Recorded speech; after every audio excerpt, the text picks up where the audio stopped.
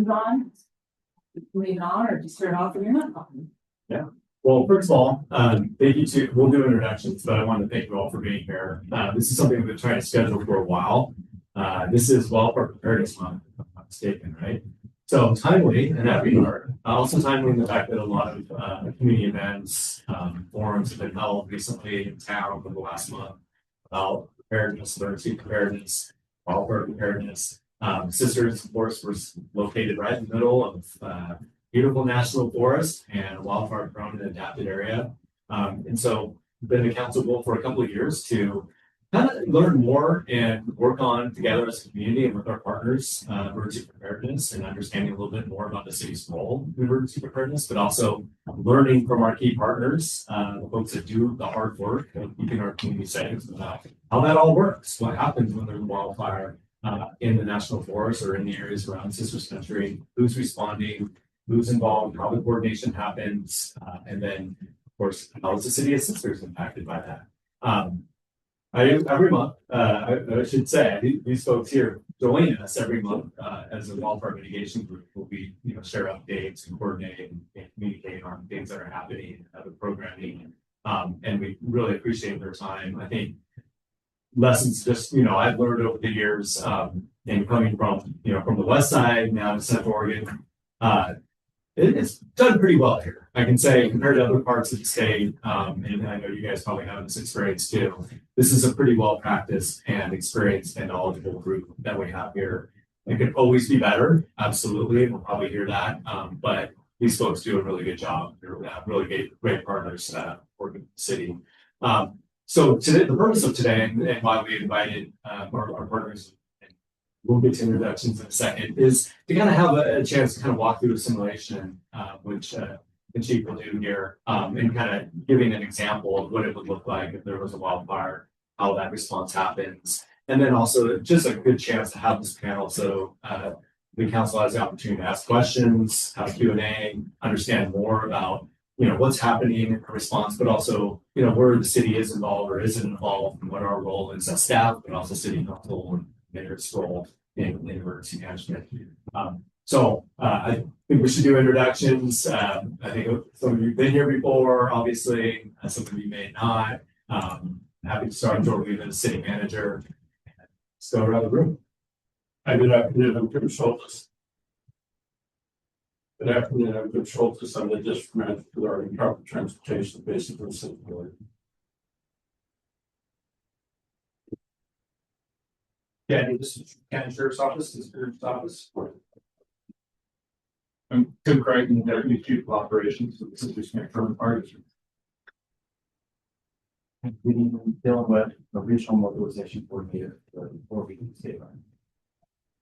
Andrew Myra, I'm the Fire Management Officer for the Forest Service here in Sisters, and Cascade Division is everything west of the Sheets River to the crest, and from Lake Billy Chinook down to Tumalo Reservoir in Broken Town. So BLM, Forest Service, and Control Grasslands manage all here in Sisters. Good evening, everybody. I'm Henry. I'm the Vice Creator here for the Chief National Forest System. I'm Ben Muto with Oregon Department of Forestry and the district operation board supervisor, and previously the wildfire protection superintendent system for us. So, Hi, good evening. Nathan Garby, Sheets County Sheriff's Office. I'm the STAR coordinator and emergency manager. Gary Ross, Central City Council, and this is something that I'm looking forward to in my time in the Valley. We work very closely with the partners that are around this table to ensure that we were ready for the eventual Cascadia event, which of course would put 15 feet of water in Eugene, so or more. So this is a different problem, but it's the same kind of scale. Thank you. Councilor Cheryl Halloran, and I welcome all of you here. Thank you for collaborating with us, providing us updates, and us being able to ask questions as well and learn more about all things that you do for safety. Thank you. President Sarah McDougall, and I triple that welcome. Really appreciate taking this time out. I know it's after hours, we all have long days, and it's season, and we're really Thank you, Jennifer, last mayor. Thank you very much. Michael approval, city council, good to see you all again. I think I met everyone here. Thank you. Great. Well, maybe, oh, Thank you, Joe. I'll use the microphone. We have, Morgan Schmidt from Red Cross. And Scott Humpert from Explorers Concerns are, visitor DMO, have been more visitors than, residents, so thought it would be important for him to be here. And Kevin, what's your last name? Rody. Kevin Rody from Central Electric Co-op. You want to be acknowledged in the back or? Not to strip the. Still not be. so I'm going to turn it over then. Right here to present a scenario and engage the panel sort of how what's happening and how response is working when there's a wildfire breaks out in Sisters Country. And I think it's pretty informative. It's correct me if I'm wrong. I mean, it's been a few years since there's been a major fire that is, come within close to our city boundaries or causing evacuation or something. But this is a wildfire prone area that it's, expected that wildfires will happen and need to be responded to. So having that chance to understand that and see that in a kind of real world scenario, I think would be helpful and might generate some questions and kind of let the conversation flow from there. Yeah, thanks. Appreciate it, Jordan. So Jordan asked me to put together sort of a scenario of a possible wildfire that could impact the cities.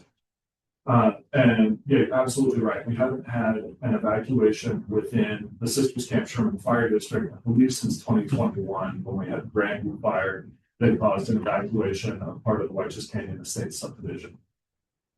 2024 fire season, 2023 fire season, not 24, was a record number, 1.9 million acres burned in the state of Oregon. The Sisters Camp Sherman Fire District deployed 12 times on mobilizations locally and statewide. We also deployed as a part of the strike team that went down to Los Angeles in January. So we've got loads of experience, and thankfully during the 2024 fire season, we didn't have a single fire, significant fire within the Sisters Camp Sherman Fire District. The Cascade Division and Copmus had a few that were far enough away that we didn't get involved within kind of the greater system area. So I feel like we dodged a bullet, and I'm just going to be honest. I don't think that this season is going to be that way. So I really appreciate the opportunity to put this together. A couple of folks in the room have been a part of simulations that we've done before, and every one of these panelists here have been a part of the simulation. And just like the rest of you, they haven't seen this simulation because we just got all buttoned up this morning. So they're going to be a little bit surprised by this. But my plan is to go through some slides, and I can tell you with 100% certainty that they're going to knock this out of the park, because every one of us have done this when the smoke is in the air and it's hot and dirty and things are stressful. And this is not that situation. This is an opportunity for us to have some discussions. What I would like to do is start off with a little bit of a fire history within the Greater Sisters area and across Central Oregon. And then we'll start into the scenario. And what I would really like is, I think I told everybody my job title is operations, which means that I've got my head fighting the fire out in the woods. I don't know the questions that are running through your heads. So as we're moving through, I'm going to ask each of these panelists a question. It's basically the same question. What do you think? What do you do at this point in the incident? So that they can explain what it is. But I want to hear those questions from each of you. This is a workshop. This is an opportunity for you to pick out some questions. And I'm happy to facilitate that. And we'll kick those questions to the right person on now to be able to answer all of those for you. And it's entirely possible that some of those questions need to go to city staff. So I think we've got the right answers, and I guarantee I don't have for sure. All right, so just a second here to share my screen, and we will get the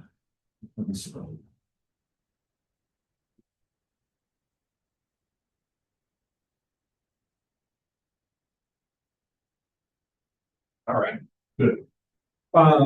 So obviously we recognize the Sisters Mountains here. This is looking over the Pole Creek Scar. So for folks who've been around since 2012, Pole Creek was a pretty significant incident that started high up in the wilderness area, right on the border of the wilderness area, and then burned down Fort Town. I'm going to tell you, thankfully, this is a prescribed burn from, I believe this was last year, if I remember right, Andrew, maybe the year before, 2023. But this is what you're going to see with this simulation. This is right in the same area. So this is something that is, even though maybe on the map it looks like it's a ways out of town, it's going to feel like it's right in town. Okay. So let's start with fire history. We'll see at the very end, you'll see an amalgamated map that shows the fire history from 1950 all the way through to 2024.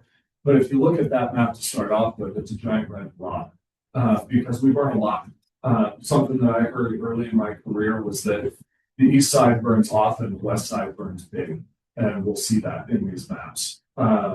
So the 1950s, all we had for records was a single fire, 224 acres in 1952. We were not seeing the large fires 75 years ago that we're seeing today.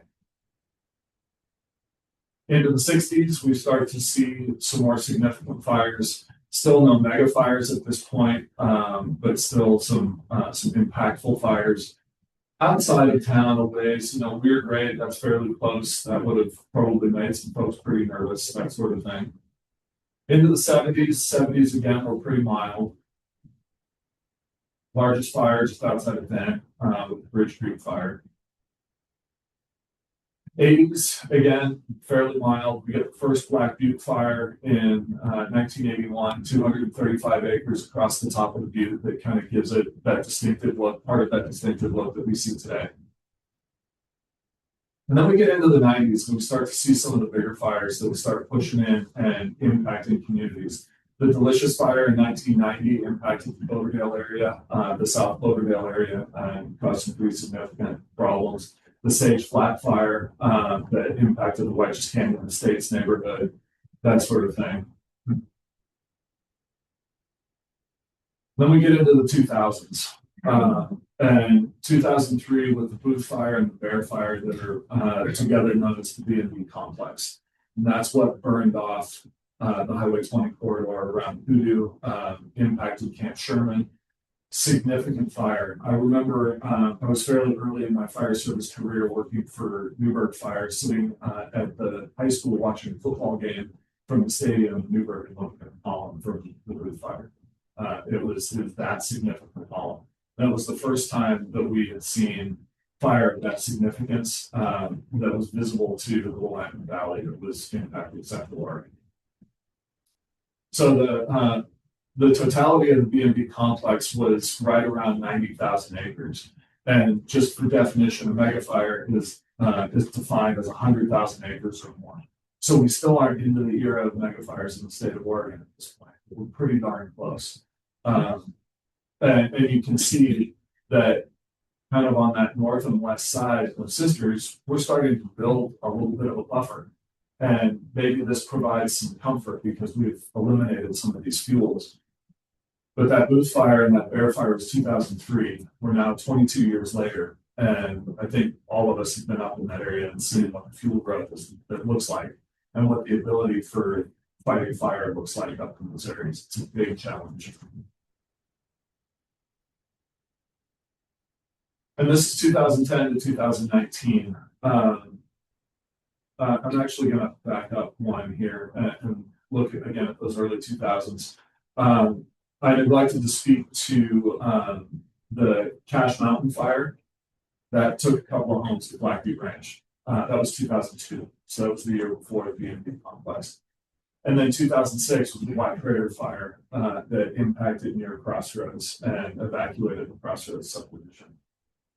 So those were both significant to the Greater Sisters area. So we move into the teen era, and that's where we come across Pole Creek and Millie. I came to work here in Sisters in 2015, and one of the things that I was told was if fire establishes itself on the top of Truck Creek View, that's when we pull the trigger and we evacuate the city of Sisters.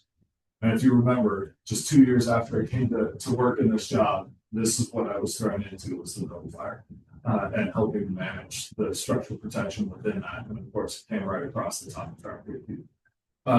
So this was a huge personal wake up call for me to understand how fire burns and where it was going, and even more so the opportunity to learn from those who spent more time here and who had seen these fires burn. When the Millie fire was identified and the smoke column stood up, I'll never forget Ben and I having a conversation, and Ben telling me, "Here's where it's going to go," and he was 100% right on, because he had watched the Cache Mountain fire, or the Black Crater fire, do that in 2006. Having had that. So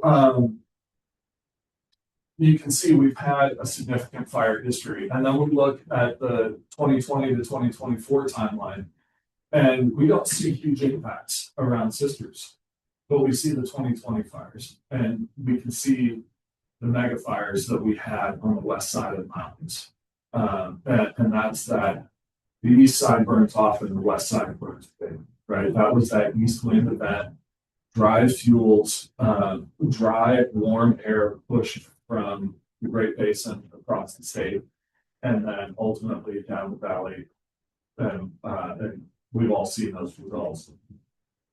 I think that due to the amazing work of the Forest Service and ODF, our community was spared, because the Green Ridge fire was on the landscape just a few days before the big push of that Labor Day storm. And the fact that those agencies were able to pull together and put a good hard line around Green Ridge and button that up before that windstorm came in is what saved the community of Camp Sherman. So really strong work there. And then you see the Grandview fire, kind of to the north and east of town. That's up in what we call the Geneva country, a lot of grass, a lot of sagebrush, that sort of thing. That fuel model builds and reburns very often. So the heavier timber that we see up along the crest and a little further out from town, the Ponderosa forest, that takes longer to recover than that high desert type of a fuel model. My gut says that we're going to be fighting fire up in that area again, probably this year. So the Grandview fire started up at that north end, and I think this next slide is really eye-opening. This is the blob I was talking about, of the conglomeration of all of those fires. And that's the most important piece to understand, is the direction that fires burn. What this doesn't show is how Grandview burned. I don't know if you can see my cursor up there, but this is the top of the Grandview burn there. That fire pushed to the south. So if you notice, the arrows are all pointing generally in one direction, right toward our community, and generally pushing from the unpopulated areas toward the populated areas. Typically, fire likes to burn uphill. It follows the terrain, not here, not in Sisters country. It burns downhill because of our prevailing wind pattern.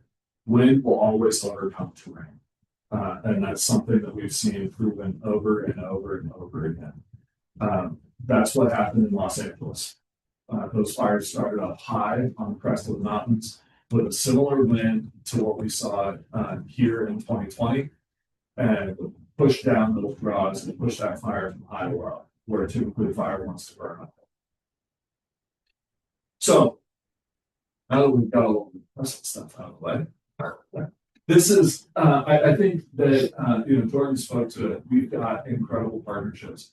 And you'll see those incredible partnerships coming into play when we start into the simulation, and we'll see how they work out as we reach out to each of the individuals who are responsible for different portions of success on each of these fires. Other questions before we move forward? Can you mention was it Trout Creek Butte. Uh-huh. Where's that approximately? Is it So if you go out to the Pole Creek Ranch, directly across from the middle school, it's that first view right in front of you. It's the closest kind of prominent view to town, just right on the side of town. Or I guess to the southwest of town.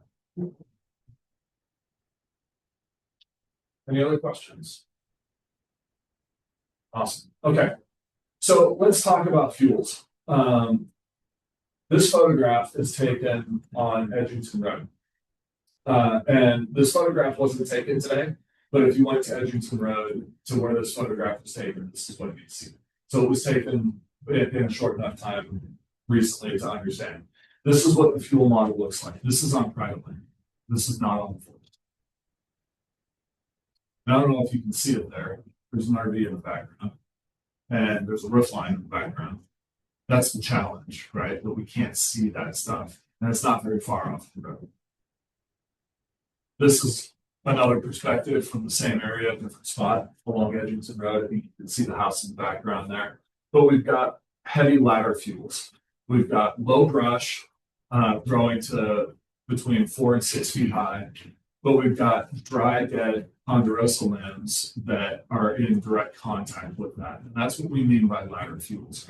Fuels on the ground that can start with low intensity, but then begin to climb from the brush to those dead limbs that then get into the crown of the trees. And anybody who hangs out in the woods around Sisters knows that when you get deep into the ponderosas, even on a day like today, it can be calm on the ground.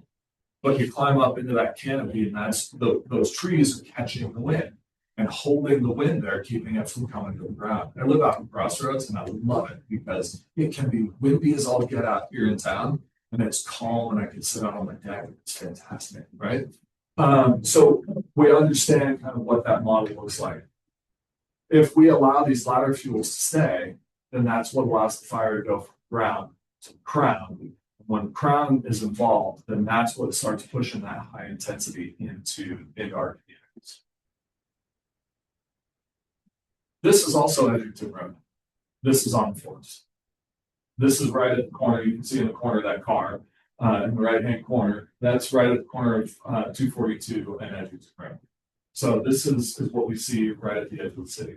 And Andrew can speak, I think, probably a little more eloquently to all of the fuels reduction that has gone on surrounding private land in our area. But you can see through the stand, right? If there was a house out, I mean, you can almost, you're not really at the right angle to see the high school, but I'll bet that if you step back, you can see the high school from there, right? And we know that that's a long ways away to get to that high school. So we've eliminated those ladder fuels. We've got some low brush that's back, but not a lot. And the dead branch layer has been brought up, the canopy has been raised in that area, helping to create that break.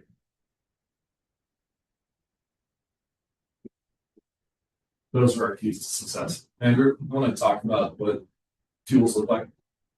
Yeah, I think this is just a tag on to some of the photos there that you saw of different fuel configurations. The areas that were untreated had a lot of dead brush.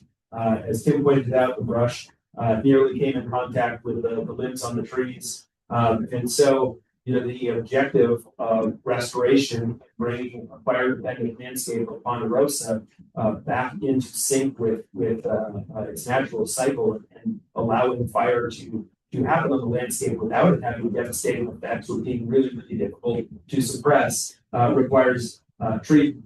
We can't just, apply fire and hope for the best because it's May. We need multiple treatments on federal land. Usually it starts with a pre-commercial thin. So you can see the second line there. We go in, we remove some of the stems, especially the smaller diameter understory. And then we generally go through and anything that's non-merchantable, so 8-inch diameter and below, that's going to get piled. And then we allow the pile to dry. We come in a year later, we burn those piles to reduce that fuel load. Sometimes we'll masticate the brush, but then the final treatment is prescribed fire. And you can see any one of those treatments standalone doesn't necessarily impact the fire's ability to get into the canopy, which then creates spotting, sometimes long range spotting when you have wind. And that's where we struggle to be successful in suppression efforts when we have that vertical fire. But in concert with thinning and prescribed fire is where we're successful in keeping fire on the ground. That's where we can fight. And really, as Tim alluded to as well, that prescribed fire, the heat, when we apply it underneath the canopy, kills the lower branches on the trees. And so all of that vegetation that may have only been 10 feet off the ground before is now lifted 20 or 30 feet off the ground. So even when the brush recovers, grows back in the ecosystem, fire moving underneath those trees won't generate enough heat to ignite, limbs that are 30 feet off the ground. So, next slide. And then this is a little bit hard to see with the lighting, but it's actually Fremont, Waimea. It's Ponderosa dominated stand of timber. So similar to what we would see around here. In the middle, you can see where the treatment was thinning, pile burning, and then prescribed fire broadcast burning underneath the canopy. On the left, you can see where they only thinned, but they didn't raise that base canopy height of the trees. It didn't consume all of the trees, but it killed them all. And there was a much more severe fire there. And then on the right, you can see where black, the black areas are where everything was consumed in that fire. It would have been very high intensity. It would have been unsuccessful to try to express that with radiation resources. So those are the effects of restoration work here in Sister County. Awesome. Questions before we jump into the simulation? That's the foundation. Okay. All right. So it's Big Pongaroo weekend, right? We got that coming up here in a couple weeks. Temperature is 92 degrees, relative humidity is 11%. We've got 18-mile-an-hour winds out of the southwest. This is a real common thing for us to see on a summer day. So we're end of June. We're not quite to the peak of our fire season. We're kind of at the beginning of our fire season. But with the fuels that we're seeing and these temperatures, the RH in this forecast, this makes us nervous. This is the kind of thing that early in the morning, I'm having conversations, and I probably called just about everybody sitting at this table that morning before anything happens in preparation.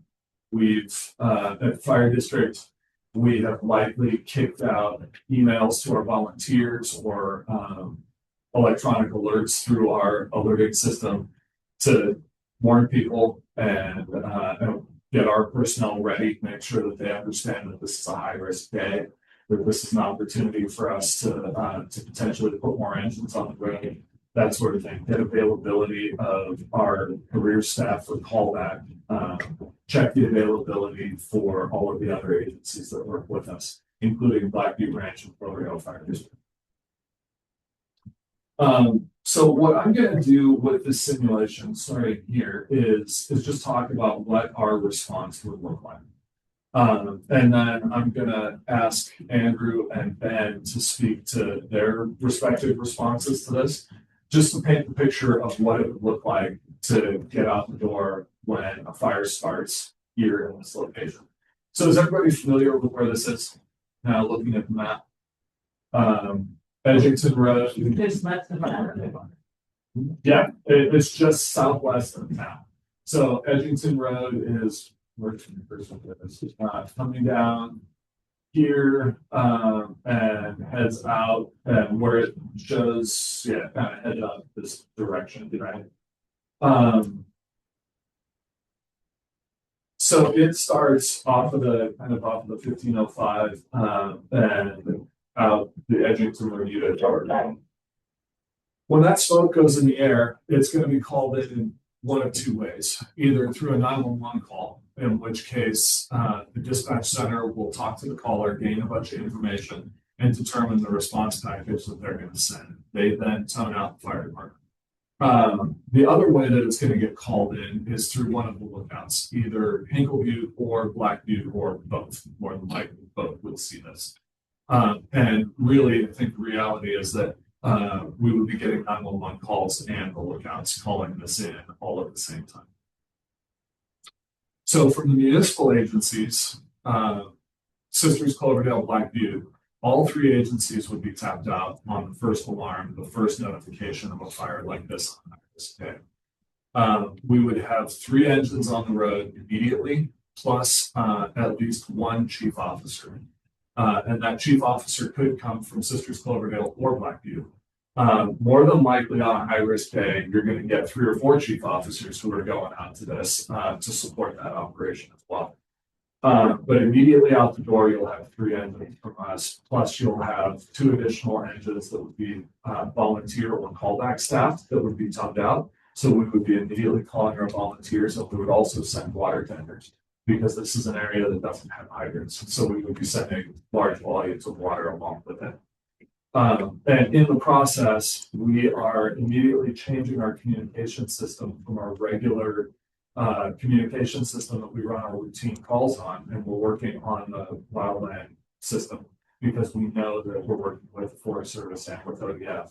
And this is this location, this start is on the National Forest. So technically, this is not our responsibility, but we're going to this fire. All 5 agencies, really, the 3 structure agencies and the Forest Service. So, Andrew, on a high risk day like this, what do you send in? Yeah, so with that temperature, our nation, those winds would trigger the National Weather Service issue a red flag warning for this day. And on a red flag warning, any fire, but especially one, upwind from town and that close to property, we're going to have a pretty stepped up response from Central Oregon Fire Management. You're going to get probably 4, if not 5 engines immediately on the tone out. And also air attack will be an automatic launch. Takes about 20 minutes to get from Redmond usually. You'll have a local hand crew, which is 13-person hand crew. And myself, I would probably be immediately moving up the dozer that sits at Scott Street, which is just east of the Old Mill District in Bend Baseball District. So we'll probably get those guys rolling this direction, given the location of this fire, and wait until we get some eyes on the scene. And if it's nothing, we'll turn that dozer around. But the quicker we can get them fired up and rolling up, then the better response time we have. What is air attack and what do you do? Air attack is a fixed wing platform, so an airplane, and their job is to supervise the aerial resources. So they would get overhead quickly. They would have eyes in the sky, which there was a lot more situational awareness and intel than somebody standing on the ground on the edge of the road and trying to figure out what was going on and what was out in front of us. And then they would order the aviation assets that are available. So they know where air tankers are throughout the state. They know where helicopters are throughout the state. And they would be able to prioritize a fire based on the values that are at risk and initial attack. Even if we have multiple large fires across the state that are using resources, aviation resources are prioritized to initial attack to stop the next little fire from becoming a big fire when assets are at risk. Awesome. Can I ask a question? Yeah, please. So this first air attack is not a tanker, it's just an observation. Yeah. Well, make sure. Yeah, that was exactly the point of clarification I was looking for. Sometimes this environment is above the ground. Smoke. We can take a quick look. Report. We can launch that air attack with a tanker helicopter right over there immediately as well to do something. Route, depending on what type of report we would be.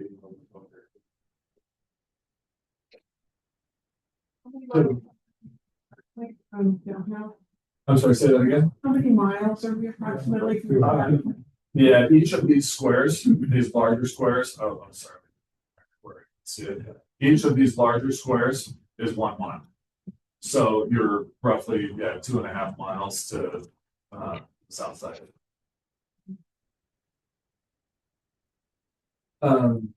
So Ben, what is your agency doing with this? So we're also part of, kind of briefly mentioned that there are 2 different dispatch centers. The 911 calls go to the Issue County dispatch center, and that's where the full fire department's law enforcement, all the dispatch side of there. We're also in communication with Central Oregon Interagency Dispatch, and that's where all the wildland gets that. We have PLN Forest Service. We utilize both forces concept all across Optimus. That's doesn't matter the color truck. We're going to send the closest wild source. And then those people dispatching will coordinate a lot. One of these other a lot. And we typically in town here in Sisters, we host and crew and 5 fire engines, but we're also stretched out from the village to full time.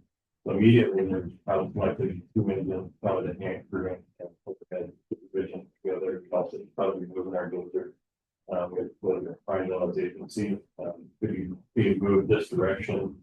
And depending on the period, the red flag marking, there are contract dozers that on the short available and or several local cooperators, so private dozers that we utilize for that. Kind of right. Yeah, so there's a lot of moving pieces as soon as that first little bit of smoke is in, and a lot of coordination and cooperation going that starts right from the get-go. And Jordan spoke to it, and Councilor Ross spoke to it a little bit.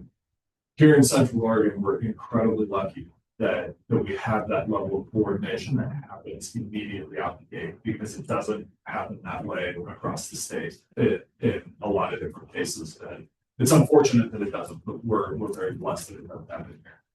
I think just to add, sounds like the cavalry is coming, right?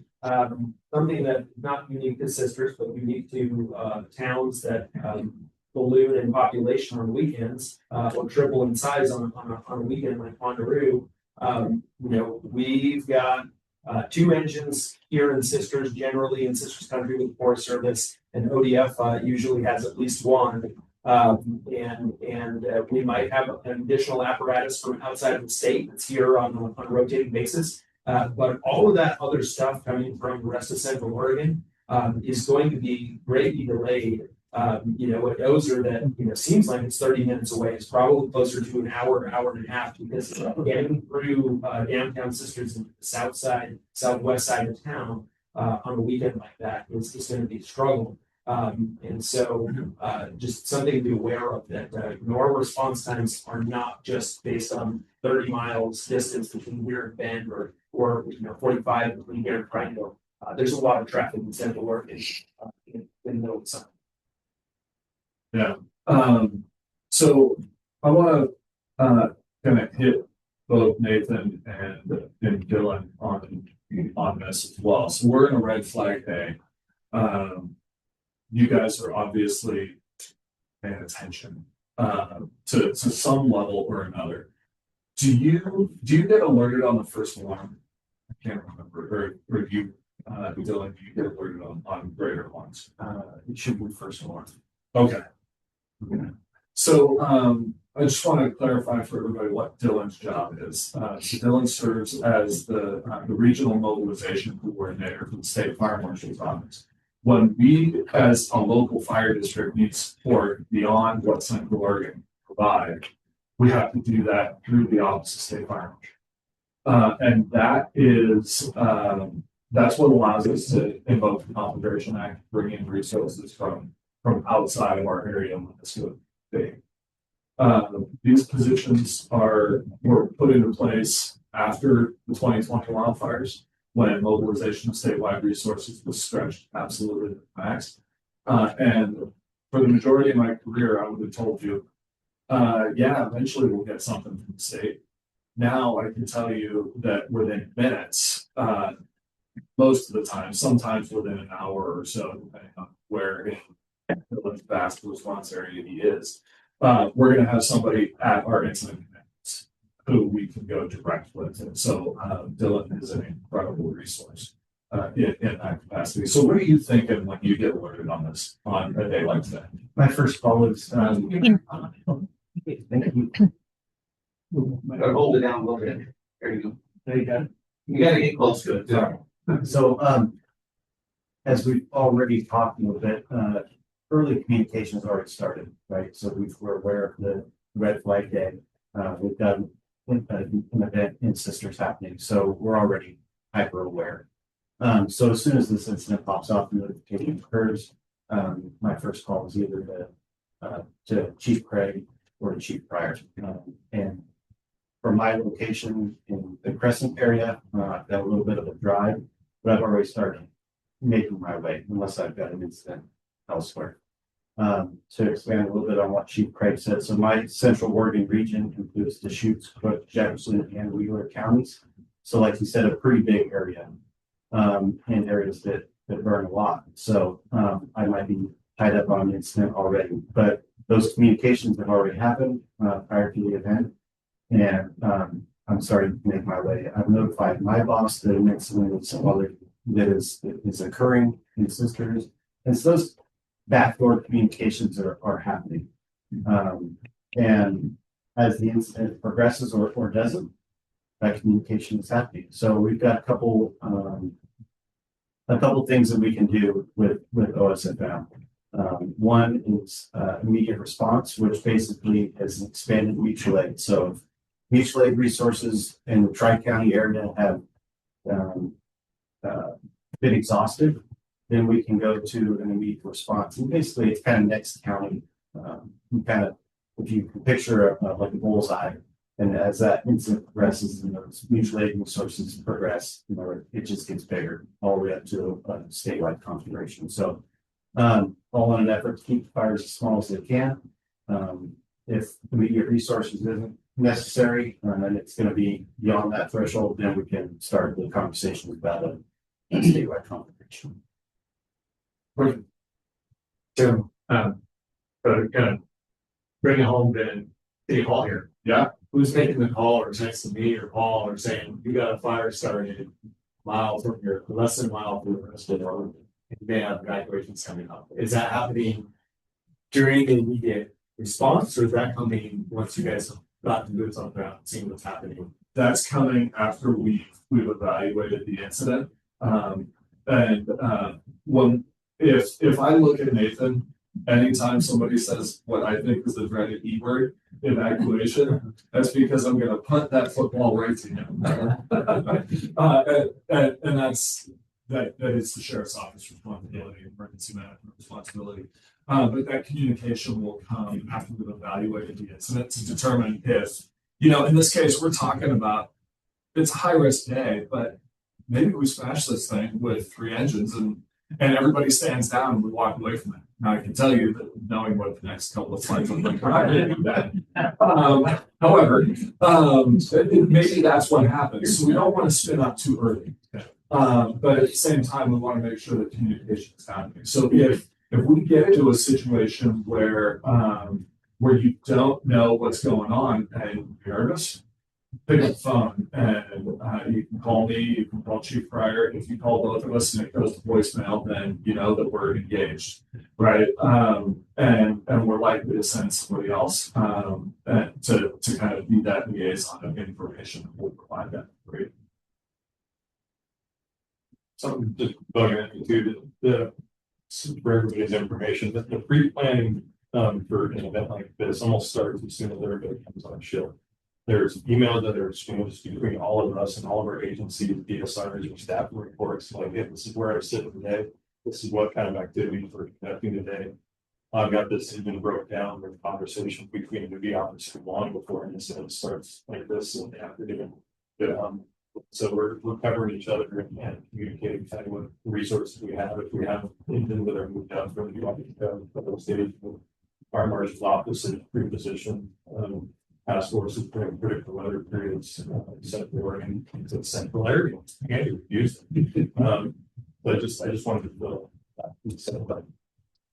So, what I'm hearing, and it makes me feel good, is that you're an ongoing team. I mean, that you're a team on a regular basis, knowing what other people are doing, where they are, what the status is. I mean, that comes in great comfort. I mean, not that I'm like, oh, we'll just move on now, but knowing that there is such a good partnership, you know, every morning when you get up, and every night you go to bed, that's pretty big statement. Really, we do, and we reach out to our duty officers in other parts of other counties' offices. It's been a big role. The line with Brian Little, the other counties as well, and we're short-handed. We're neat when folks around and cover events. You know, we'll know the bigger human potential here on we get like this, and we might staff a little bit. So, Yes. I just want to go back to Jordan's question a little bit on the notifications, and I think, you know, this is an exceptional day for Red Flag Day, but we have lightning. You know, we might have, you know, a dozen or 20 starts on the district, and each one of those fires may be probably a tenth of an acre. So we wouldn't be doing notifications, you know, for each one of those. The intent is, you know, each one of those fires is going to get stopped the initial attack phase, squash as small as possible. I think where the notification would come in would probably be, yes, the next slide or the slide after that. And if it doesn't, you know, quickly soon, that's where we're going to start these community notifications and some coordination outside of the response agency. I think at this stage, it's still really that response agency. If they have a job to responding, their job is to put the fire out, and we expect that they're going to do that and get through their safe.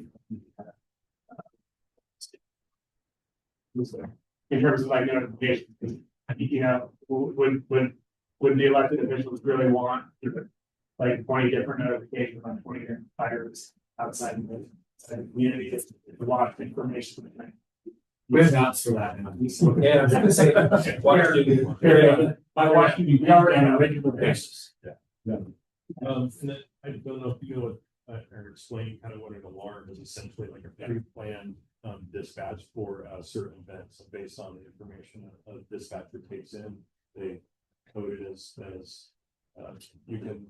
somebody can go out there with a pickup and a shovel and deal with it, or it's going to need everybody. CORDC works in a similar pre-built run parts that are based on different geographic areas, the fuel types of that area, and what the current fire danger is, so that the responses actually change as fire danger increases and decreases.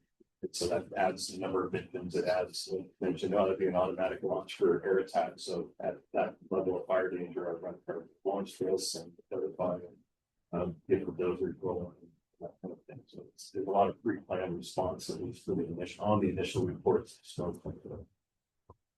So Nathan, what's going on with you at this point? Yeah, before I go there, I would just have to kind of highlight. You know, there's been a lot of discussion about how we better communicate what red flag conditions mean to the public. And so I would say as officials, when you see that red flag day, particularly if that day is due to wind and low RH or low relative humidity, that's really those days that if you see the column, you might start to, at minimum, as a public official, start to institute your plan, because recognizing that, you know, that you might need to A, evacuate yourself, or B, coordinate organizational activities. So I really do think that we need to highlight that educational piece to the public, that on red flag days, particularly red flag days, season and low humidity, that those are the days that fires, when they start, will move rapidly. And I mean, that's essentially the crux of a red flag, is that if a fire starts, it's going to move rapidly. So I think the mere fact, if you see the column, that should be an indication of that could be your first notification. There are things that we can do at that. As far as our organization, we are relatively forward leaning when it comes to fires. So our Our patrol division, usually gets dispatched to every, brush fire or wildland fire structure. I mean, really any fire, particularly fire that is going to pose a risk to the public, require evacuations or, scene or traffic control. So, likely our patrol division will be getting dispatched right alongside fire resources. We have a pretty good culture and organization making those notifications up through command and to our unit.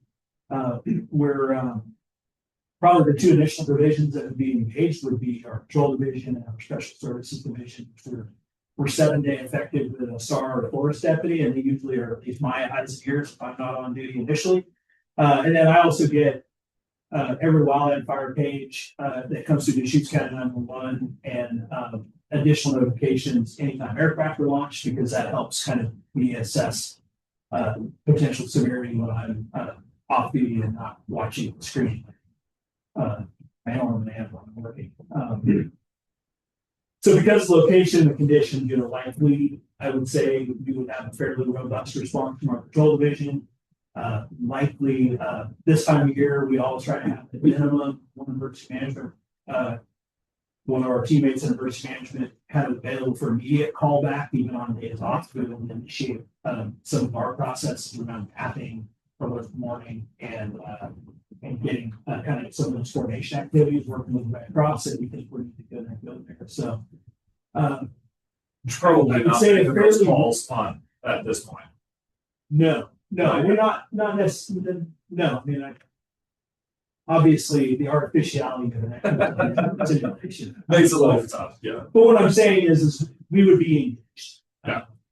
And trying not to get in your way, which is a challenge in the subdivision, right? So, I mean, you got to start here like 1/10 of a mile from the nearest structure on a day like this. That's going to pose pretty significant challenges pretty early, pretty quick if you don't grab it.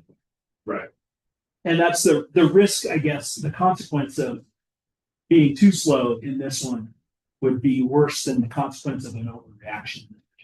Would be my argument. Lieutenant, you heard about red flag days. Easiest way to be notified on those are like weather apps. Yeah. Weather apps. Most of the public safety social media accounts would rebroadcast that. Historically, National Weather Service out of Pendleton puts that stuff on their social media. But the weather app is probably the simplest, easiest way. There's also a NOAA app that you can get that.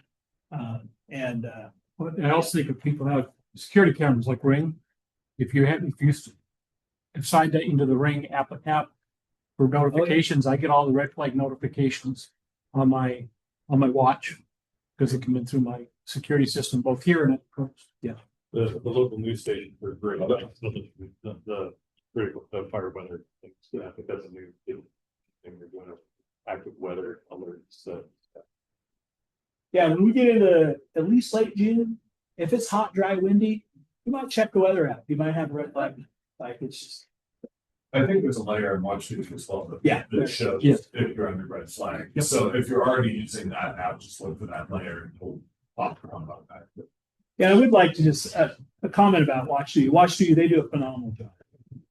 Really hard to argue with the quality of aggregation of information that they do, but just always try to caution people that in and of itself is not the official. They usually, because that's where we're pretty lucky that we get that information out pretty quickly. They're just rebroadcasting what's already coming out from the agencies. But sometimes, and I've seen in other areas where they are listening to a scanner and putting stuff out there. And we all know that what you hear on the radio scanner may not actually be the actual event that's going on. So that is my one word of caution. They do a great job. I follow them.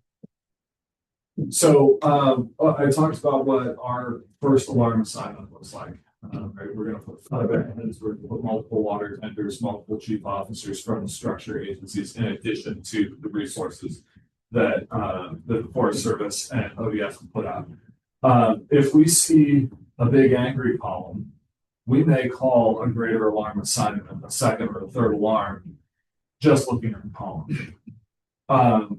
Sorry, you mentioned column, Nathan mentioned column. What is Smoke column. Oh, thank you. I think it's spreadsheets. I have a IT background. No, that is exactly the kind of comment that I was encouraging at the beginning. Because I can delete those supplements.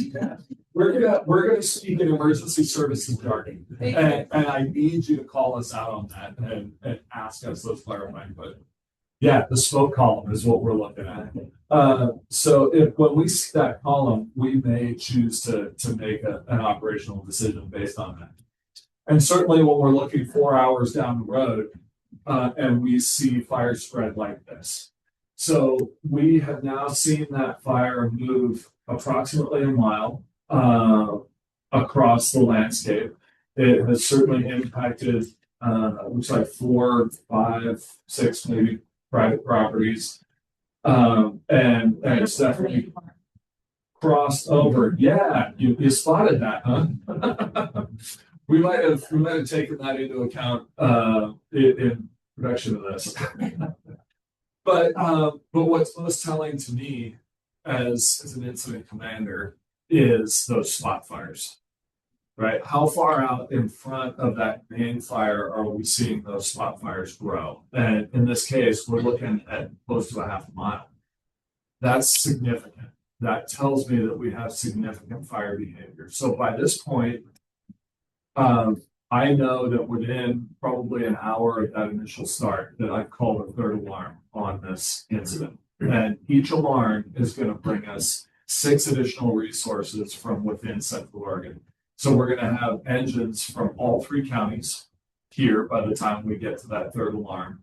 Every agency, every structural fire agency, every city has sent a resource, more than likely, unless of course, we talked about some of these other things. When we're under red flag, so is everybody else, right? Do we actually have those resources come? We hope so.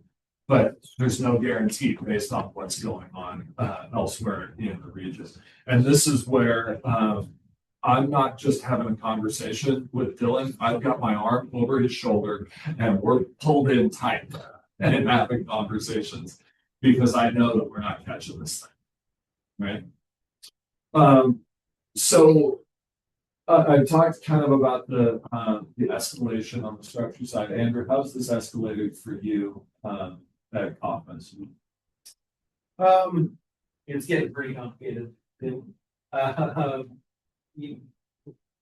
think that, we are ordering anything that's available, contract resources. That there's going to be multiple resources coming in, needing a place to unload equipment. We're looking for a place to have ICP, where we can park lots of vehicles, where we can in-breathe people. Aviation is probably a pretty big asset at this point. There's a little misconception about the capabilities of aviation. On a windy day, your column, smoke column, is not standing up. It's laid over, and aviation can't get underneath that. So to think that like a frontal attack and let's bring a bunch of everything, we're going to stop this generally isn't how it works. Usually we work up the flanks with the aviation where they're not out of the smoke. But with that, in a town full of folks and also people that may not be plugged into the normal channels of communication because they're from out of town, this thing's probably going to be blowing up on social media and causing a lot of fear. So I'm thinking like, how do we get out in front of that with public information? There's probably going to be air tankers lining up into an in-wind pattern right over the top of Big Pondaroo. And so it's going to be a scary situation for people that don't know what's going on. And so trying to figure out how to start providing that information immediately and get out in front of that so people aren't getting misinformation. I'm going to be looking for unified command. So what that means is the federal agencies and the state cooperators and the local fire departments and law enforcement all have skin in this game jurisdictionally because of the land ownership. but also financially as we move forward. And this isn't going to be a single day event financially. There's some obligations there. And so we need to get all of those folks together and in the same location and working in lockstep immediately so that our efforts are combined and not divisive or counter to one another. And also, honestly, quite honestly, it's incredibly important to have that unified command physically in the same location for communication for the firefighter safety and as well as the public safety.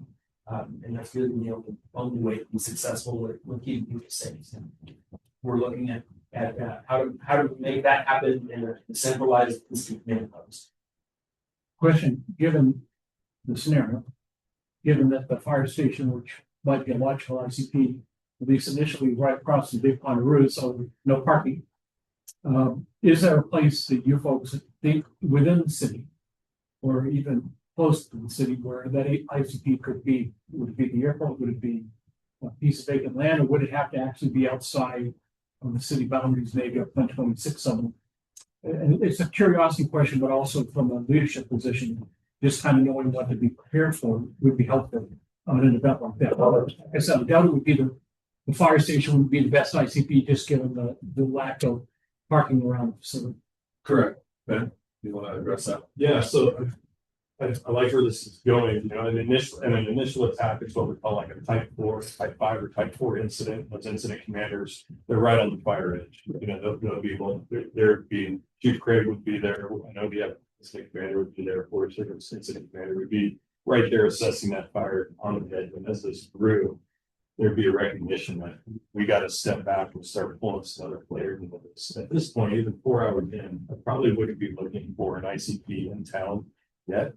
I would still want that they need to back off that line to a spot where they can talk and start coordinating a bigger response. But I would be here, I'd be looking, the middle school has always been our go-to kind of spot. Doesn't need to be a building at this stage of the game. This is people that gather around their trucks. They've got radios on with their respective command, the law enforcement's there talking to their folks. Someone's there with 800 megahertz radio talking to the shoot 711. There's Forest Service, ODF, incident commanders. They're all there. On the ground incident still at this point for sure. We'd be having a conversation about potentially the top of the second 3 incident command teams at this point with all the values at risk, the way it's going, the complexity of being so close to town. You want to get something like another command structure in the pipeline. To start, looking at managing this, and I'd be calling remote as soon as that really escaped initial attack with the threat to homes. That's a call to our district forester, and they're making some calls back to Salem, and this is getting real big on ODF's radar at a statewide level. And we have incident management teams of our own that could be in play if this went even beyond what a type 3 would be. So there's actually alerts that go out across all of ODF, all the reported fire. When there's any fire in the state in our jurisdiction that's more than 10 acres. So it's almost all our incident management teams are kind of go on alert, and that's on the radar as a potential deployment for incident management.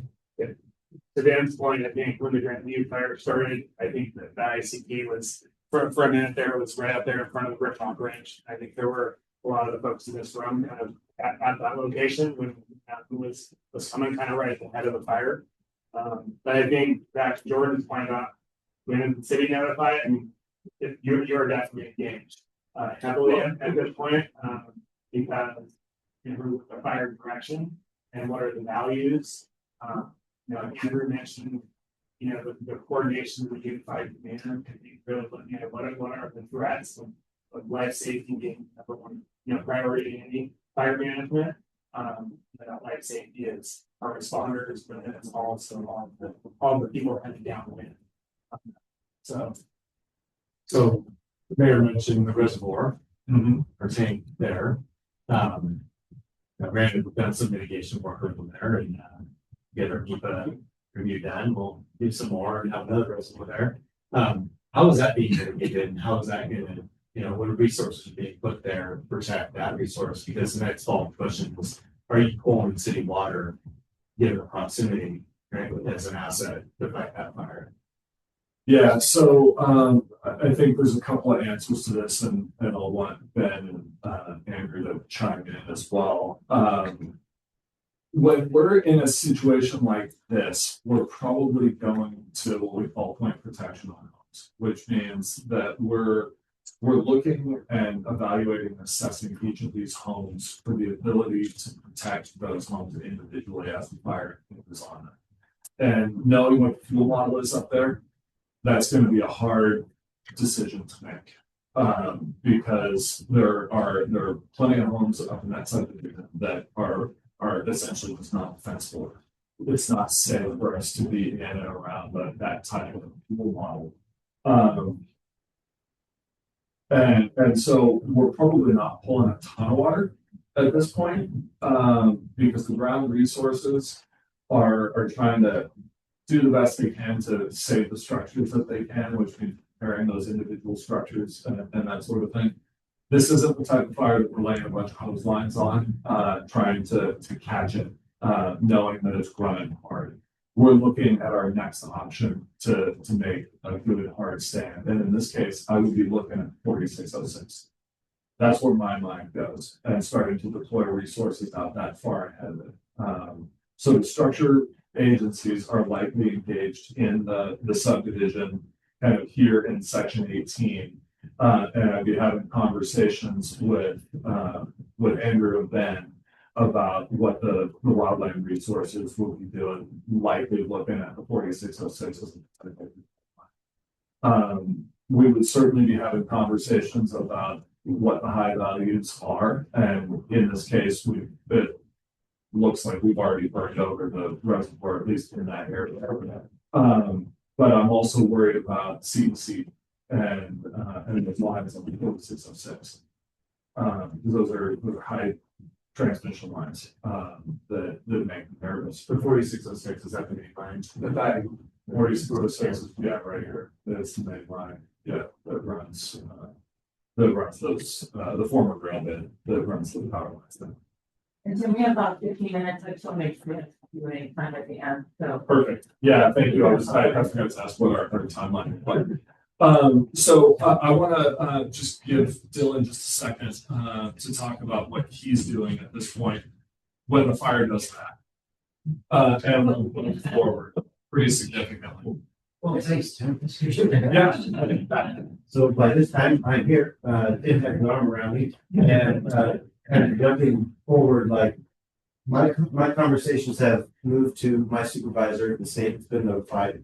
I'm also having conversations with the local fire defense board chiefs. So taking a look at the state of Oregon, there's a breakdown of fire defense board chiefs. Mostly it's by county. Sometimes counties are grouped together, but the fire defense board chief is the one that makes that request for that next level of cooperation.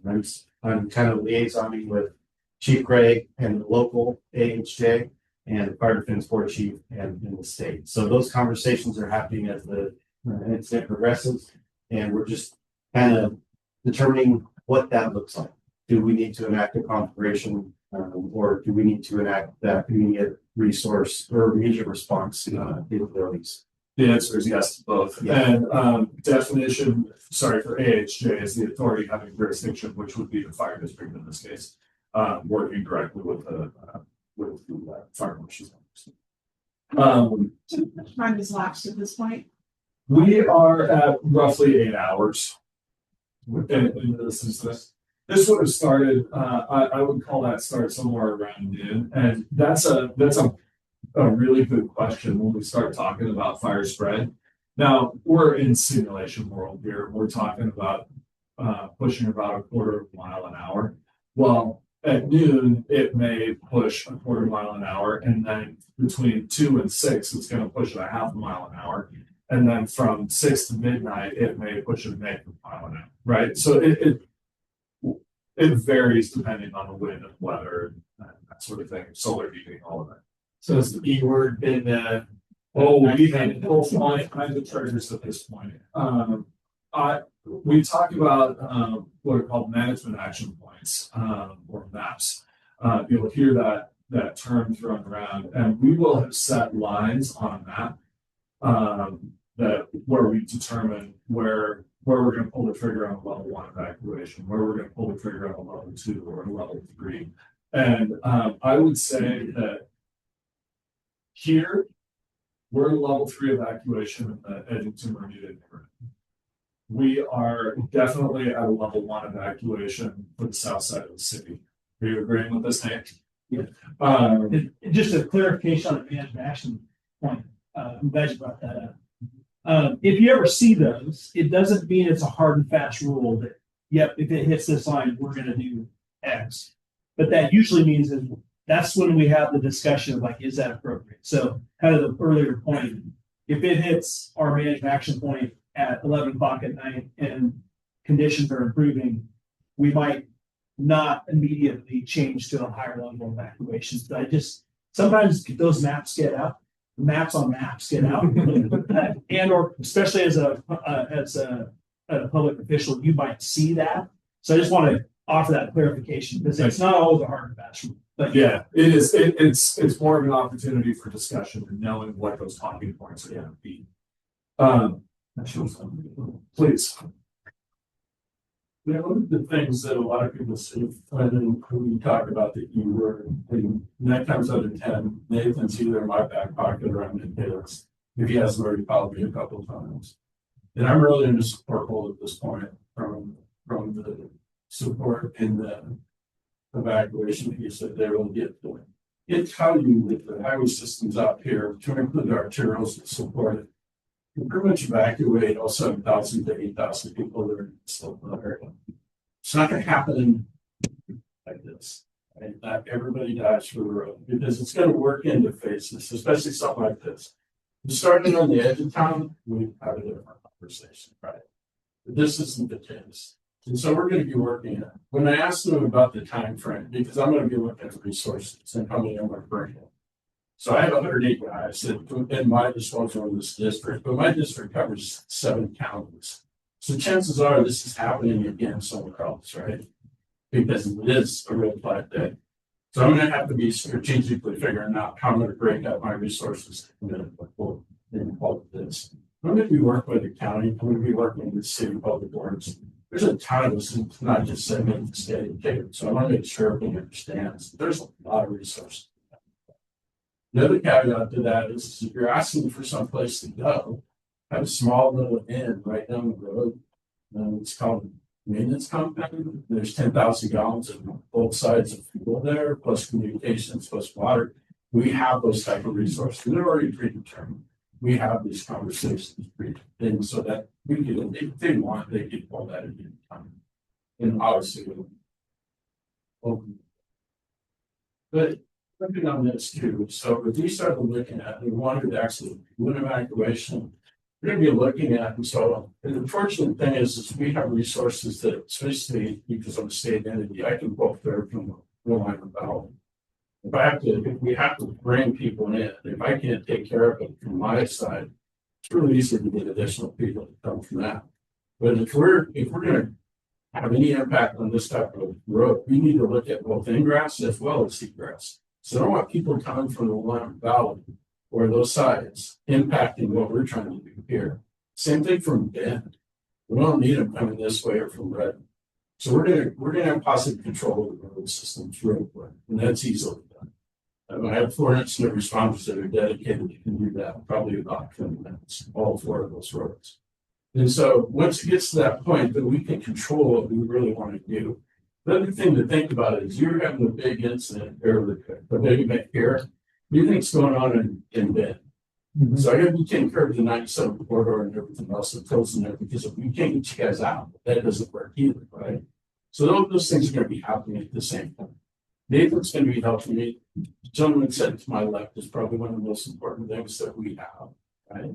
Because they're going to be looking at it, they're going to be helping him.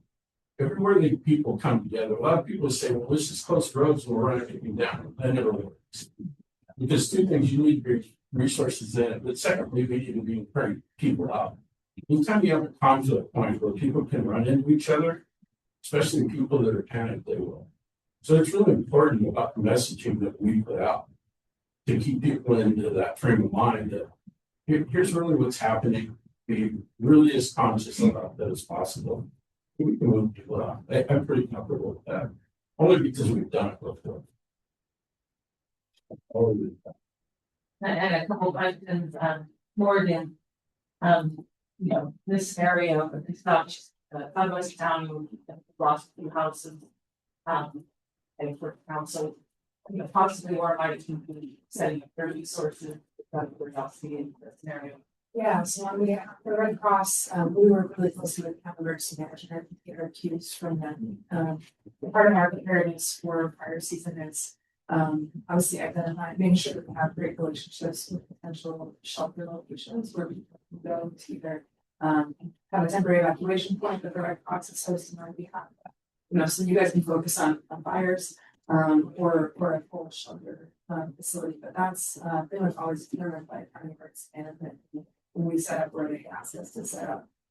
So that's what we're doing right now, as well as preparing our volunteers. 90% of what the Red Cross does is all volunteer driven. Last summer, for instance, we had teams come to Oregon from. I had a shelter manager in John Day from Puerto Rico. So we're also able to call in additional resources depending on the scope and scale of the disaster. And of course, local Red Cross volunteers and sisters might be impacted. So we're in the same boat trying to get resources to support the response, but really augmenting the emergency management. Yeah, likely, yeah, thanks, Morgan. I just highlight the unsung heroes of Red Cross. Like, I don't know that people recognize the amount of support that they provide region-wide. We couldn't do it without them, so I appreciate you being here. Likely because of the potential impact in sisters, and we don't really want to have to move the shelter or temporary evacuation point. Likely, I'm going to guess we're probably looking at Redmond. My guess is likely the fairgrounds. Again, there's a lot of factors that we have to like deconflict at the moment. But that's really because that's a big enough spot that we can control a bit better. And that's on our, we kind of have a list that we review every Red Cross. And another organization that's not here that I want to highlight is on the alert and warning piece, our 911 center out of Deschutes County does an amazing job. And they really upstaff on these events because they're getting lots of 911 calls. They're managing alerts for us. So they would be working double time too. So just to kind of highlight the work that they do. So by this point, I can guarantee that the south side of the city is at minimum a level 2 evacuation.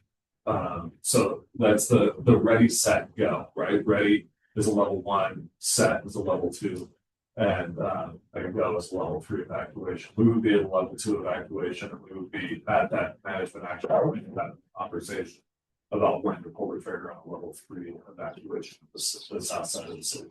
And I think the thing will become obvious to us that we have a large population of older citizens. You know, right? Well said. I'm kind of thinking. Not even present company included. When I hear level 2, in my mind, I'm always thinking level 3 really for, a lot of this population. That's absolutely accurate. Something, a message that I like to send to people is that living in a fire-prone area, we need to consider ourselves under a level 1 evacuation at all times when there isn't smoke in the air. We need to be prepared. We always need to be ready. And really, as rapidly as things can change, I think the point is absolutely right on with those who are going to be slower to evacuate. Go at the level 2. Absolutely. We may not get the opportunity. We may go from 0 to 3. We may go from 1 to 3. You just don't know what that step looks like. So if you've got the ability to go, just go.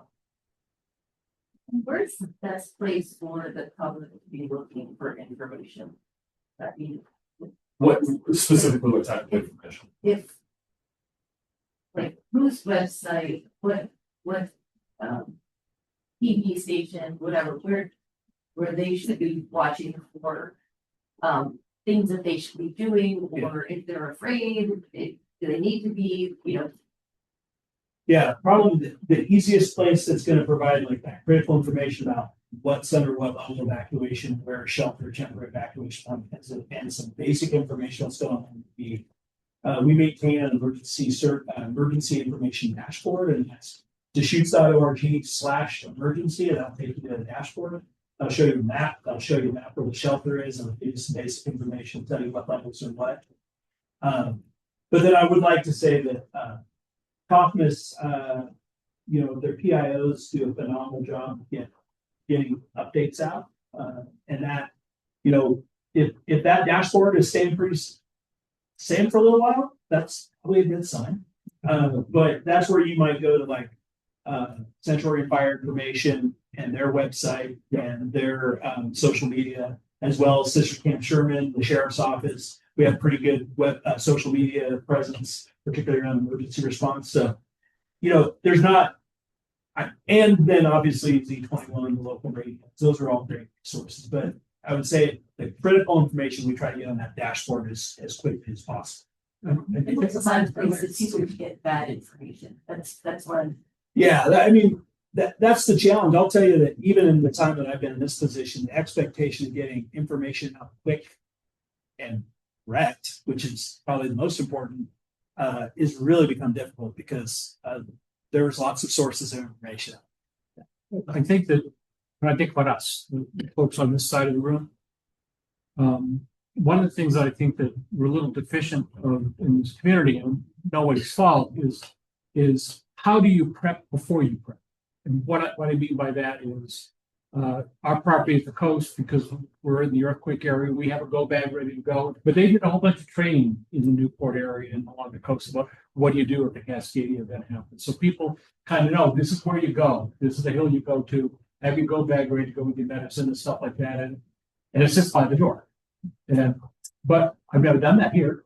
And I don't think we've ever really had a discussion about whether or not people should do that here. When you talk about our more advanced age population, it might be a good idea for us to think about some kind of something we put out as a city. What should you do to be prepared in the case of an evacuation? So important documents, don't worry about the painting on the wall. Important documents, passports, licenses, medication. That's all you need to take and the dog. But or the cat. But the point is everything else in the house is replaced with your not. And your health is, and I know my house is going to burn down because of my neighbor's stuff. So I'm just ready to go. You won't have to worry about protecting the. So those provide that compared to year round for free. So any little club, any cooking circle wants to call us, I'll come do it myself or will volunteer. I'm going to go and help you that cost ready. Thank you. And then we also have other options for kids as well. And yeah, whatever you want to do, we can work on here. You have resources too. Shoots County Emergency has the whole list of the items you have you throw back. Yeah, we support Red Cross, encourage folks who reach out to Red Cross as well, but we can also provide that information. And that dashboard actually has some pre-event information, so things you can look at ahead of time to also help you. Well, and I think the thing is that resources you want to have with you here, Central Oregon, when you leave your home, are different than what you might want to have if you're in an area that's going to be isolated due to an event where the bridges come down and you're going to be there for 2 months or whatever, 6 months maybe. But so when we talk about the documents we have that we need, they're different for over here with fire than they are, say, over the coast with the Cascadia event, where we literally may have no way to get out once everything goes past. So I'm really enjoying this. I could go another 2 hours. I want to see that slide. They did have a question, like, we need around travel, you know, Yes. no problem doing it, but it's someone, and we want to have an, because of that transmission line. Because being over Sister City Council, the sisters have power right now in this scenario. Having the power to shut off or where Christian doing it this point. So for Central Electric, we're going to be in communication with whoever's in command, whoever's in, we're going to be trying to keep in constant communication with what's going on. We're watching the weather as well, red flag alerts, what's coming through. We would, if we need to turn on power, we need off just due to the weather itself. But we will work with these gentlemen here. If they call us and let us know that we need to turn the power on, that power is on. Yep. This scenario here, we're talking about transmission line. This transmission line actually keeps tollgate Blackview, so sisters would stay on at this time. But it's the next slide. Let's get to that point. And what everybody needs to remember about power, I would say that this, the weather that comes through is going to dictate how we're going to control the power lines and what's being fed. The emergency center might be systems, right? Might be the school there or whatever it is. We're going to do everything we can to maintain that and keep that on. But we still have to be in the safe way of life.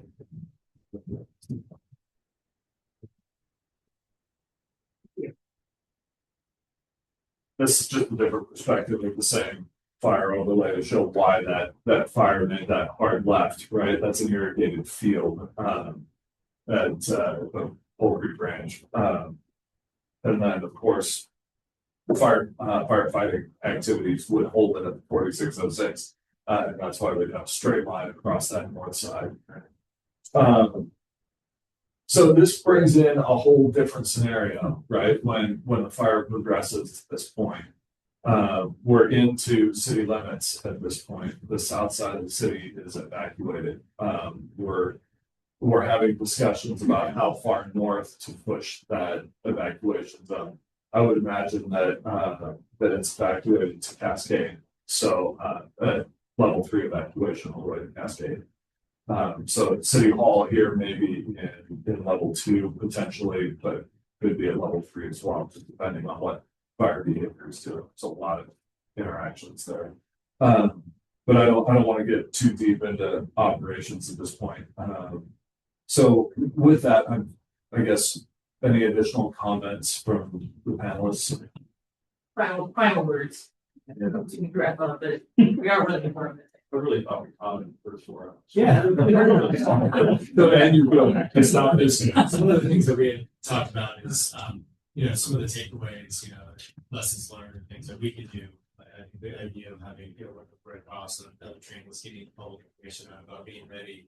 But if the fire is in our vicinity and it's going on beyond a day, it's day 2, day 3, day 4, weather may change or not, there's probably, unified command set up, there's, flow of information on at least a daily basis. And there's something that I think brought up like cooperators, meetings and stuff like that, where city staff would be invited to hear the briefings, maybe a city councilor or two. If it's in city limits and we have structures burning, we have an emergency declared, I'm sure that, the state, the governor and everything as well, a lot of high value assets and stuff already, gone. So, I would be in constant public communication with the council, feeding that updates, and then you guys would have a direct link to those cooperator meetings, probably on a daily basis, as this thing kind of gets established as a long-term fight, so to speak. That's absolutely accurate. Yeah, by the time we get to this point, we're talking 12 hours into this incident, into the simulation.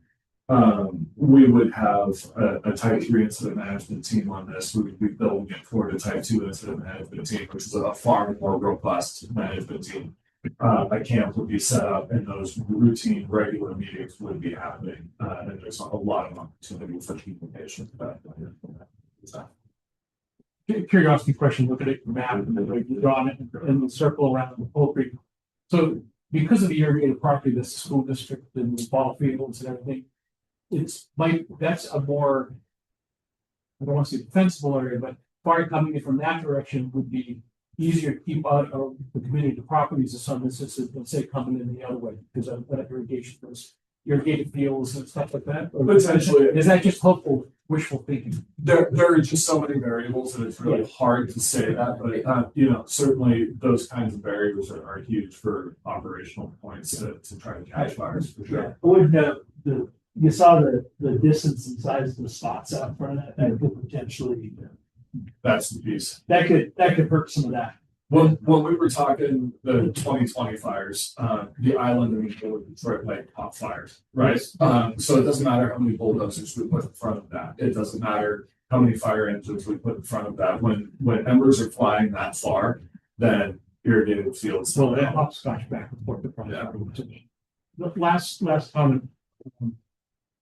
Is that the mitigation that's been done between the 1606 in town in terms of mastication and thinning and everything else, would that hopefully cause that fire, even though spotting had to lay down lower, then perhaps it would be up to some other parts of the forest? I would say that that's an accurate statement, and we've proven that. We've proved that with Millie and with multiple other fires, that these fuels reductions projects do work, for sure. Yeah. The mayor will have some closing remarks. I just want to thank you guys for being here. Like Councilor Ross said, we probably could go on for hours. This is very useful information. Again, another example of the partnership and cooperation that happens amongst you guys and your agencies, but also keeping us informed and involved as well. Local jurisdiction, we really appreciate it. We appreciate your time. Yes, just reiterate that. Thank you. And, Busy. yeah, we need to move on to our next meeting, so we appreciate it. And, yeah. We talked all through, we have a lot of questions. We didn't answer all, get all of our questions answered, but conversation. And it's very helpful. Feel free to call them anytime. And so we Greg will kind of copy of the presentation, which would be great. Okay, except for the slides showing the burn. Which, but be here as well. Sounds good. Actually, we're back. I have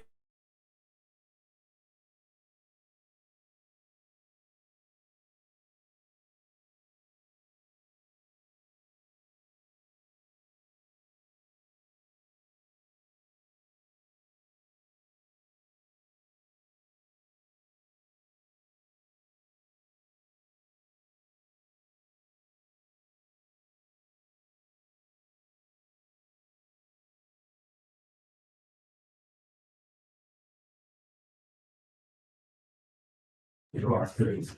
You ready? Okay. Ready. Yeah, we're ready. Good.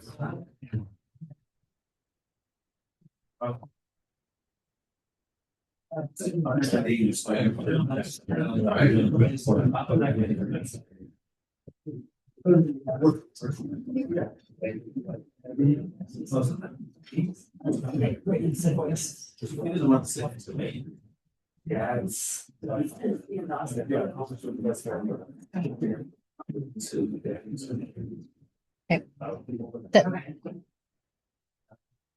evening. I'd like to call to order the May 14th, 2025 City Council regular meeting. Yeah, good. Please join me in the Pledge of Allegiance.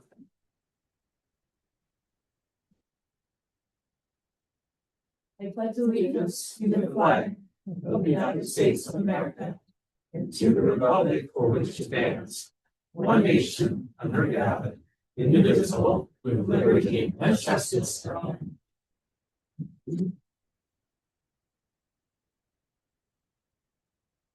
Roll call, please. Mayor Letts, Here. Council President McDougal. Here. Councilor Predin, I abstain. Councilor Ross, Somewhat present.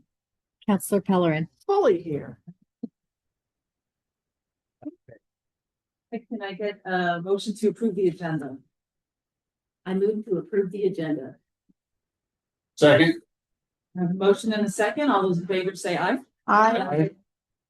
We'll start with visitor communications. Do we have visitor communications? We do Mary Ann Stromford. Yes. If you can come up to the podium and say your name and your address, and usually try to keep it to around 3 minutes is preferred.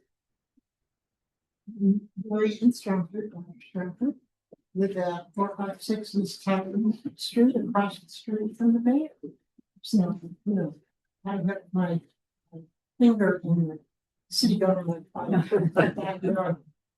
And because I really wanted to make you aware and hopefully recognize that May is mental health month for recognition of people with mental illness. National Mental Health Awareness Month is a time when we can really come to talk about some of the problems that we don't often address and talk about. 1 in 4 people in this room has a family member with chronic mental illness. I'm a psychiatrist. I retired about 6 months ago now. So I joined the board of NAMI, which is the National Alliance for Mental Illness. And I'm really hoping that we can get some services in the Sisters area, which have not been available before. NAMI provides free support groups, education. It's just a great possibility for people with mental illness. I also wanted to say that the rate of suicide in children and young adults suicide is now the second leading cause of death. It's also a major problem in the elderly. My father committed suicide at the age of 70. So it affects everybody. I'm hoping that you will back me in supporting this month is something that's really important to pay attention to. Thank you. Thank you. Do you have any other? None other in person. If you're on Zoom and would like to participate in visitor communication, please raise your hand.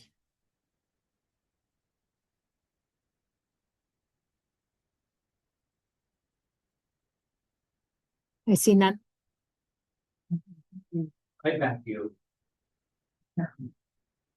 Well, we have something coming up in our council business minutes that actually is working towards helping with mental health services. Stay tuned. All right. We do not have any presentations today. We had a nice long workshop on wildfire response. So thanks everyone again for that. And so we will move on to the consent agenda. We have a motion to approve the consent agenda. I move to approve the consent agenda as submitted. Second. I have a motion and a second. All those in favor say aye. Aye. Congratulations to C4C, consent agenda. I think that's one of those items that should be highlighted a little bit. We now please develop the C4C. At 291 Eastern. And we're Yeah. going to turns to it. So Yeah. All right. not good. Sir. They're packing the back. Moving it. All right, on to council business. And first up, we have a public hearing of Ordinance 544. Facility and institution zone uses and community development director Scott Gibson will go through this. Need to start reading the script at this point, or do we wait for you? Okay, thank you. This is a time set for a public hearing on city file number TA 25-02, an application for text amendments to the Sisters Development Code, adding new permitted uses to the public facility institutional zone district in the city of Sisters, submitted by the city. This meeting is now called to order. The public hearing will be conducted as follows. Staff will make a presentation and councilors may ask questions of staff. Entry of additional correspondence received into the record. Opening the public hearing for testimony in the following order. Testimony in support, testimony in opposition to the proposal, and mutual testimony. Questions of staff, if any, by the council. We can close public testimony and then discuss by council.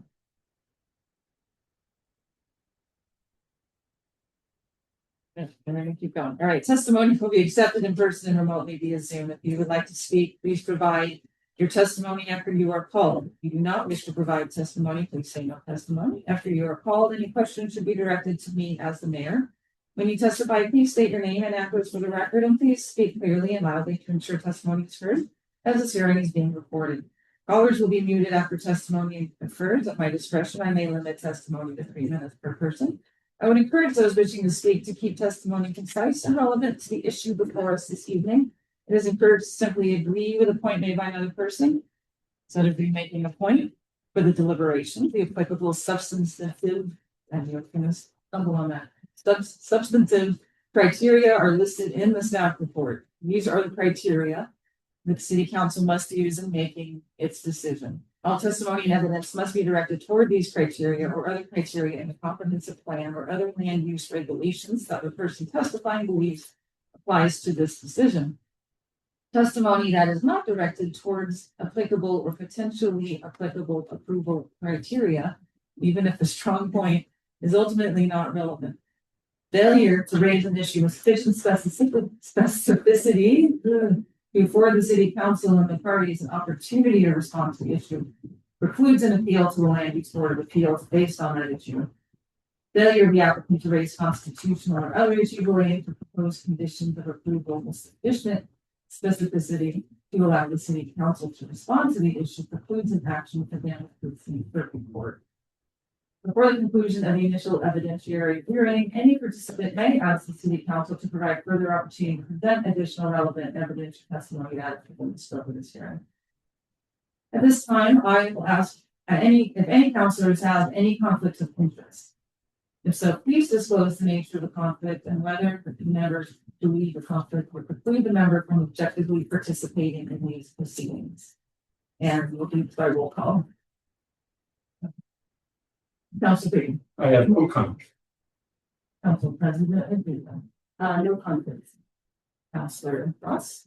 No conflicts. Councilor Calvin. No conflicts. And I have no conflicts. You've done right. It's hard to remember what's new. All right, and does any member of the audience wish to challenge the ability of any counselor to hear this matter? None? None on Zoom? I'm on Zoom. All right, staff may now present their report. Thank you, Mayor. Good evening, councilors. As the mayor said, this is a public hearing for the adoption of ordinance number 544. Ordinance amending the Sisters Development Code to add new permitted uses in the public facility / institutional zone district, which I'll refer to as the PFI zone district for the rest of my discussion. Specifically, what's being proposed is to add two new permitted uses to the PFI zone. One, childcare, commercial childcare, which is an existing use in other sections of the code, will be added to the PFI zone as a permitted use, and then adding a new use called community health center as a permitted use to the PFI zone. And then adding a new definition for community health center, since it's a new concept introduced to the code, would be also included in that. That definition basically is proposed to be a facility providing healthcare services, including medical, dental, behavioral health, physical therapy, occupational therapy, nutrition, and or pharmacy services operated by a nonprofit organization or government entity. There's no need to add a definition for childcare, as that is an existing use in the development code. So just a little background on this. This code amendment was directed by City Council to staff the process based on public comment received by the council about the need for pediatric therapy uses in the communities and the opportunity to do those in the old elementary school here adjacently where we are tonight. That's located in the PFI zone, and that use was not allowed use in the code prior to what's being proposed tonight. So based on that direction, staff held a workshop with the City Council and then followed up with a workshop with the Planning Commission. And based on that direction, crafted the code amendment, which was to cover this proposed use, but to try to make it as narrow as possible so that we weren't opening it up too much for other uses in the PFI zone. So hopefully we achieve that with what's being proposed. We took it to the Planning Commission on April 17th, 2025, we held a public hearing, and they recommended to council that we will approve this program, but they did strike some language out of the proposed definition that staff brought forth. And that was in the definition to remove an exclusion for drug treatment services in community health centers.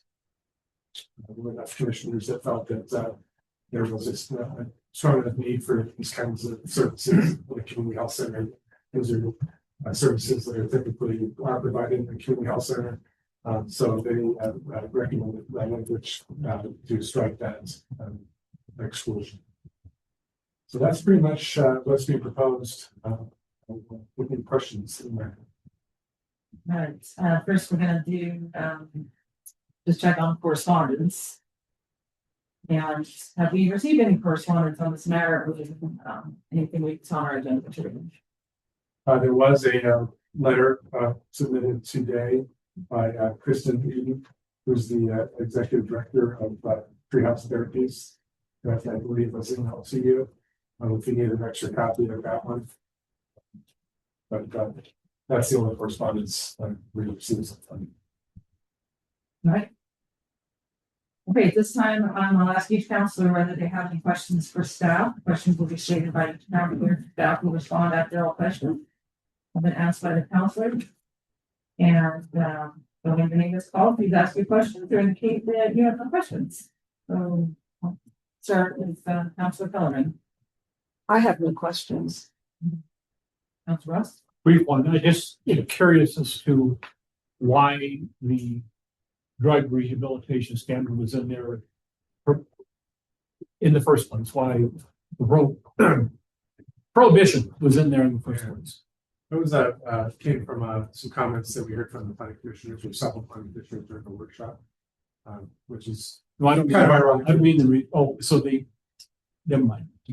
Yeah, that's some feedback we got from their workshop that they in the effort to kind of keep this tight, the definition tight, and to knowing that things could possibly go in PFI zones that have schools. I think the idea was to kind of keep those types of uses outside of those kinds of facilities. And now they decided, even though later it was removed by. Maybe it was just seated in the proper context, and that's how that came about.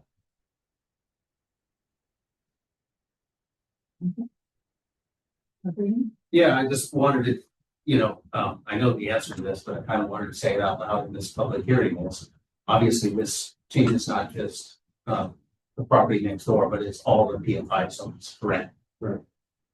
And so with that prohibition being removed, that means we could potentially have some kind of drug rehabilitation in any of these zones across the city, just to make sure that I'm kind of reinforcing your point there. I'm not saying I want to change it, and we're not at deliberations yet either way, but I just want to make sure we're clear across the room and in the record. And that's what we're discussing.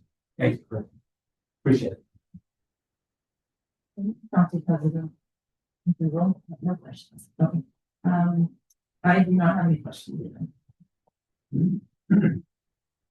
All right. So that ends that session, and we will now invite members of the audience to provide testimony. When called, please come forward, state your name and address for the record before proceeding with your testimony. When your name and number called or number called, please indicate whether or not you will be providing testimony. For those via Zoom, we will conduct a roll call to see who wants to provide testimony. So we can begin with any proponents of the proposal.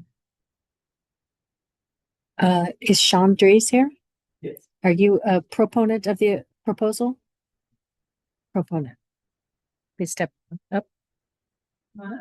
Say your name and address. My name is Sean Diaz. My address is 1170 East Cascade. Thank you for your work. Good to be before you tonight. I actually am coming to represent or to speak on behalf of Kristen Eby, the executive director of Treehouse Therapies.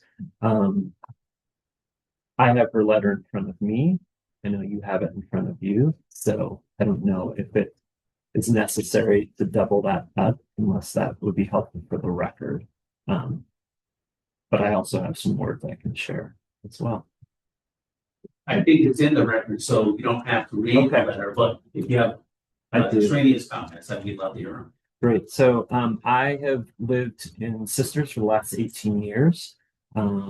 Started my in our transition here as the elementary school counselor and have continued in education as a school counselor in a couple schools in Redmond, currently at Obsidian Middle School as a middle school counselor. So I have seen the need and the impact of services in mental health and other pediatric services, the impact that can have on families and then ultimately our community. And so when I heard about this coming to our community and to meet the needs here and across Central Oregon with the tremendous need, I believe the number, it's last calculated, there's over 500 children waiting for some form of service on the waiting list of treehouse therapies. I was just very excited.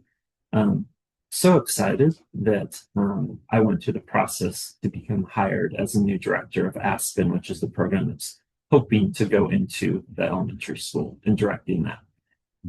So I think this is a phenomenal opportunity to do something really unique in our community in Central Oregon, to bring together co-treating with a lot of parent support for families that are needing that to stabilize and to feel like their chaotic lives are maybe back together. So I'm speaking in support of this. I believe it's great for our community, and I'm excited for the opportunity. So thank you for your consideration. Thank you. Susan, are you a proponent of the? Okay.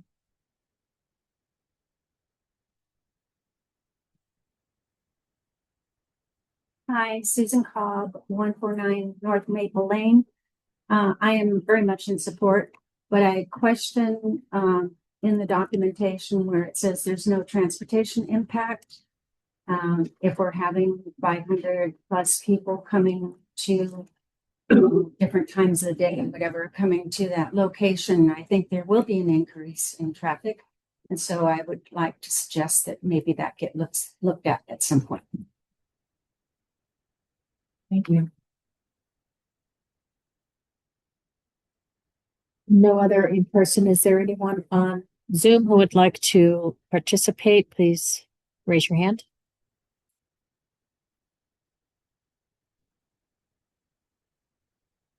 I see none. There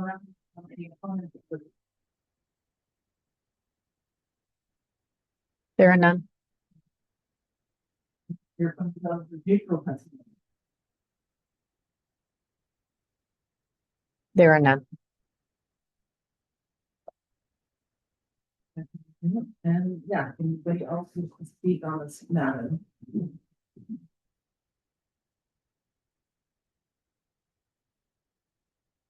Does any member of city council have any further questions of staff? So, you guys will call, so. Council Director Justice Griswold. Yeah, I like the traffic angle, in the sense of, we already have kind of a normal check-in when there's new businesses and stuff about traffic and parking anyway, isn't that part of the process? Yeah, I mean, did you have a conversation with SPRD about the community center, potential uses there, and parking needs? I don't know about traffic, but parking associated with that. I think the 500 number, referenced by is the deficit, or at least the waiting list with treehouse. That's not an amount of clients or kids that would be served at this point. And especially at the same time. Yeah. I mean, great if we can handle that. Yeah. I mean, obviously, but one at a time. Then. Okay, I'm just checking. Probably should have said that, shouldn't have said that there would be no traffic impacts, but there are no anticipated impacts that would will tax or capacity of our streets. So that's great clarification. Thank you. That's all I have. Okay.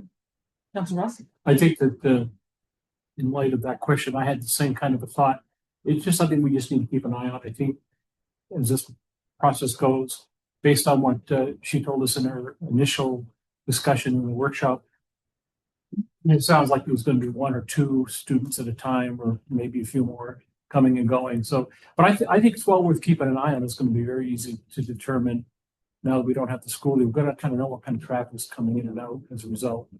And I have some degree of hope that frankly, the statute-less roundabout is the sort of a thing that will actually mitigate some of that flow in and out of that facility by keeping it primarily on Highway 20, since a lot of these folks are not residents in either area. So, but I'm with you, so I think there's something we do need to keep an eye on. Anything time we make these kinds of changes to an area to get a sense, but I suspect that the impact of traffic will be significantly less than it was when the elementary school was there. I hope. Maybe no, maybe it should be. All right, Counselor Pellerin. So just wait till the pickleball courts get in. Yeah, I guess that's good. No, I do not have any questions. Thank you. Okay, I think I had one question. So, these are permitted uses. However, they still need to go through even if they're a nonprofit, there's still a business license process. Even if it's a nonprofit, they still have to operating in this, so there's kind of a little check and balance there. Just making sure we know. Make sure the use is permitted. That's a good way for us to check new businesses to make sure the uses are permitted. Or if there's some requirements of the county, building government, or environmental health, or things of that nature. That's kind of where we're, since it doesn't go through the land use process. So that's a way for us to check those things. Okay. All right, that's all I had. All right, if there are no further questions, I will close the public testimony portion of this hearing. Different kind of a thing. I wasn't expecting that sound at all. The gong show. Public testimony portion of the hearing is now closed. That's the sound of the hearing. Okay, we've now closed the hearing and must deliberate toward a decision. Our option are to recommend A, approval as proposed, B, approval with changes, or C, deny. So when your name is called, please provide your thoughts on the proposed amendments and what decision you are inclined to make. We'll continue going through the order until there are no further deliberations or until a motion is made. So you will have the opportunity to respond and or adjust your thoughts based on the testimony of your fellow counselors. So I'm going to start with Counselor Ross. No comments, questions, deliberations, and deletions. Okay. Counselor Pellerin. Are we supposed to be saying A, B, or C Not at this yet. point? Okay, so we're not. Yes, you could. You could, yeah. All right, then I approve as proposed. Okay. Same. I'm inclined to approve, but with the exclusion, put back into the, text. Okay. Just because the, reasoning behind that is just because of the, number of places that could affect. It's not just this one location, but because it's any EFI. So you wanna, and I'm just having deliberations, I just want to make sure, you wanna tighten it up a little, back to where it was, okay. That's my. My question, based on your comment, would that preclude providing drug counseling services at the high school? Which is zone public facilities one, would that preclude? I'm not sure how that affects our other public school institutions, which may be working with the clinic that's there or something on. I think we would kind of look at that as an accessory use to the primary use, which is the school. Because we don't have a primary use over here at the school, that's why, right? I believe Treehouse has worked in the schools previously. And when that could have been slotted or looked at as an accessory use, which is something that could be allowed. And So so still be those services could still be allowed. As long as they're, they're clearly incidental or so. Not primary, it's not a primary. And this exclusion that was removed and now we're discussing would really kind of indicate potential as one of the primary uses. Is that correct? And how you Yes, it would essentially make that a, right now, that use could be a primary use, basically. Adding the exclusion effectively would include that. I think I'm in line with what you're saying, quite frankly. Yeah, because we have a few options, right? We could just exclude it, we could make it a conditional use, right? Is that? Yeah, you have different options that you have at your disposal. The planning commission did talk about making these a conditional use. Staff sort of recommended against that because well, that's the tool that they implemented, because at first they wanted to make this really narrow, and they wanted to have more oversight in terms of where these things could go.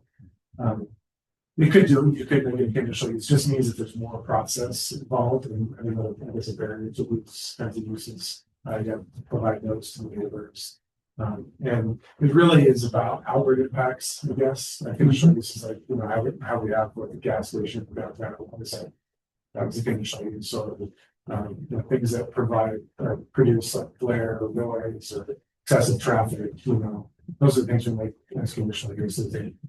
You can see this use as one of those types of uses that make it a conditional use, but I guess we probably should decide not to go in the direction of your considering. What I recall from our last discussion on this issue is that this isn't precluding the existence of any of those programs in our city. It's just in the zone. Because if somebody wanted to have a drug rehabilitation facility that could be in a commercial zone, or it's still in allowed use. We're just saying not in public facility. Yeah, so it's not like saying can't have it right now. Yeah. I think given that this is going to be held in the building with a lot of very young children and other things, and there are concerns or perceptive concerns whether they're realistic or not. That this might be a conflicting use at times. And when I first thought it was a good idea, because I thought they would allow it for these kind of uses at the high school and middle school where we have issues. And that under the old code that couldn't happen. But as I hear from your statement that, well, it could, because it would be considered an ancillary use as part of the instructional process and the education is being delivered. So with that in mind, I'm far more comfortable with that exclusion being in. If I hadn't heard that from you, I would not exclude the building.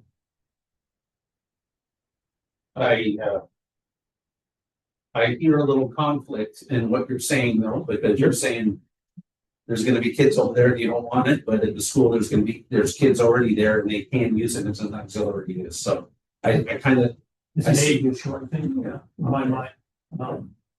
The preschool sorts of activity type thing versus structured instruction at the high school level. That's in my mind as an educator, I see that differently, but I can see what you're saying as well. Yeah. I can see that. I'll just let you know I'm an A, but I wouldn't vote against B if there was already a majority in place that wants. And I could be too. So that's where we don't have a definition of drug treatment services there, but we had a cool behavioral health professional student, so they probably be the best answer to this. But having youth being able to get services, behavioral health services that are related to drugs or something is probably different than what maybe if there was thinking or what we're finding here is drug services. Like a methadone clinic or something. Yeah. I was Right. thinking, this is talking about it. You talk about it still.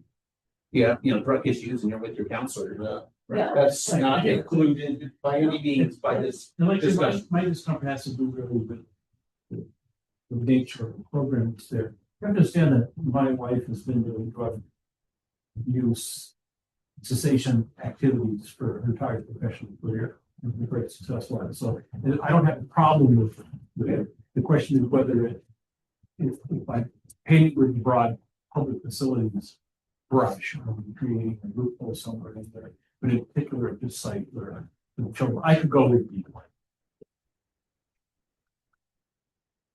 It's not gonna get a no.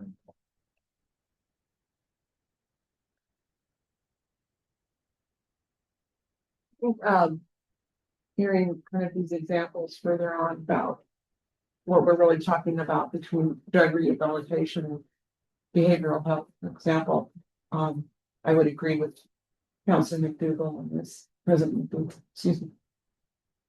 You can call me Sarah. I wouldn't know who you're talking. I think. Yeah, I would, I'll vote for that.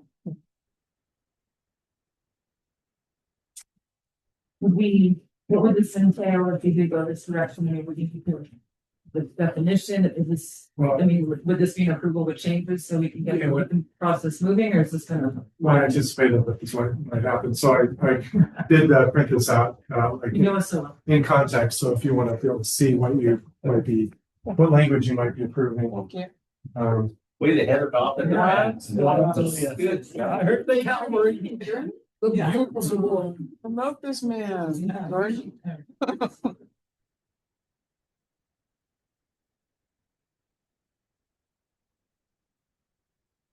Basically, I think the wording that's in parentheses there.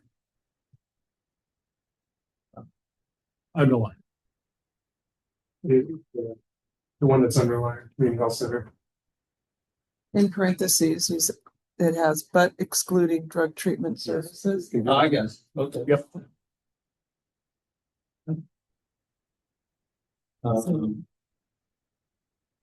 and do we have a definition for drug treatment services?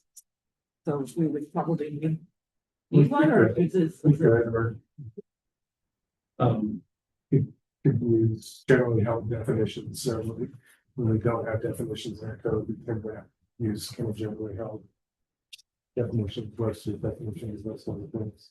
Yeah, I'm just gonna, I think I'm gonna try to clarify what people are thinking or trying to avoid is just, having a center in this type of zone, again, not the whole city, but just this type of zone where maybe, needles are being exchanged or, methadone clinic or something like that. I mean, I think that's what. Excluding drug treatment services. Yeah. That's the only thing we're adding, right?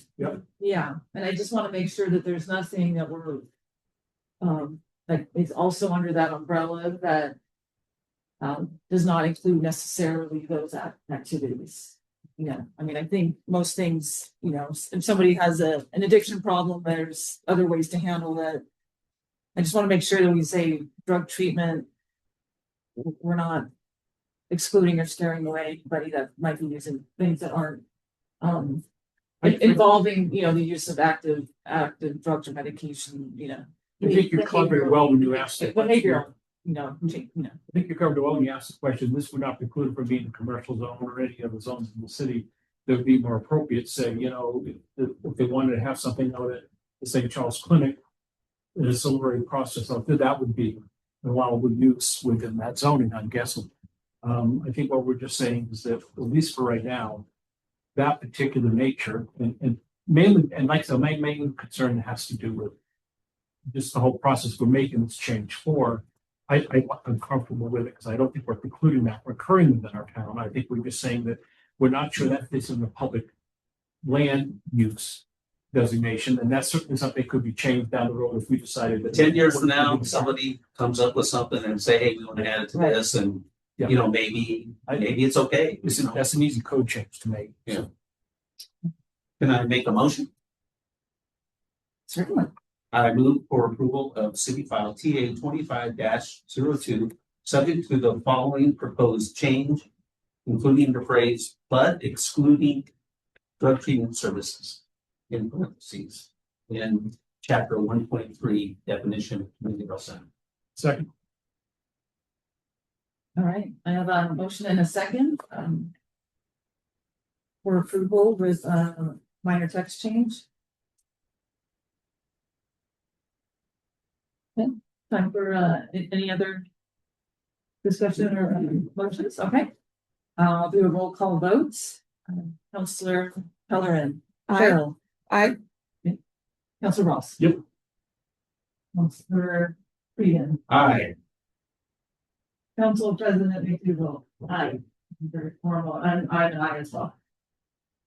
See you. Make a motion. Okay. Ordinance, right? Yep, now I'm gonna ask for a motion to read ordinance number 5445 by title.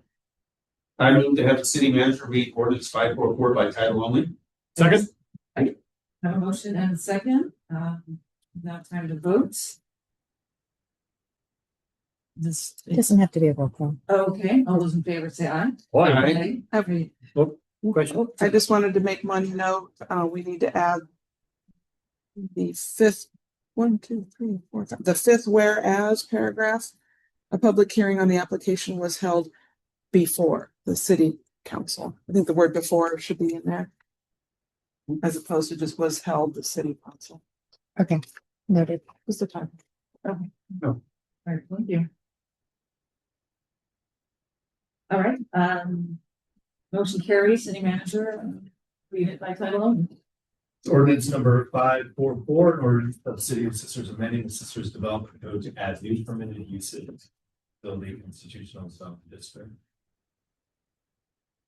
Okay, so I'm gonna ask for a motion to approve the ordinance. We got our three options there, and I think we're looking at option 2 this time. Okay. I move to adopt ordinance 544, subject to the following proposed change, which is adding to chapter 1.3 definition of the community health center in parentheses, but excluding drug treatment services, close parentheses. Second. All right, I have a motion and a second. Any further deliberations? All right, it's a motion and second, and now time for a vote. Michael. Oh, aye. Sarah. Aye. Gary. Aye. Cheryl. Aye. And myself is an aye. All right, motion carries. And that's it. And we say it easy to make those changes, but it's clear. So, Unless you're in the room. I think we're all really excited about this, and I mean, it's huge birds with one stone, especially with that child here and there, that was the regular mission. And I mean, it's great that it's also during mental health awareness month. I think we all would have liked to have done this a month ago. Unfortunately, this is how fast the process moves, so. Good. Yes, congratulations, Treehouse, and hopefully excited to have you as neighbors. Is everything good? Okay, good. Excellent. And I just want to say that, as a former middle school teacher, I understand exactly what you're saying, for counseling and also the need for early intervention. I've seen the results of non-early intervention many times in my school. No, thank you. Okay, we're on to second item of council business, continuation of deliberation. PA 25 space standards. All right,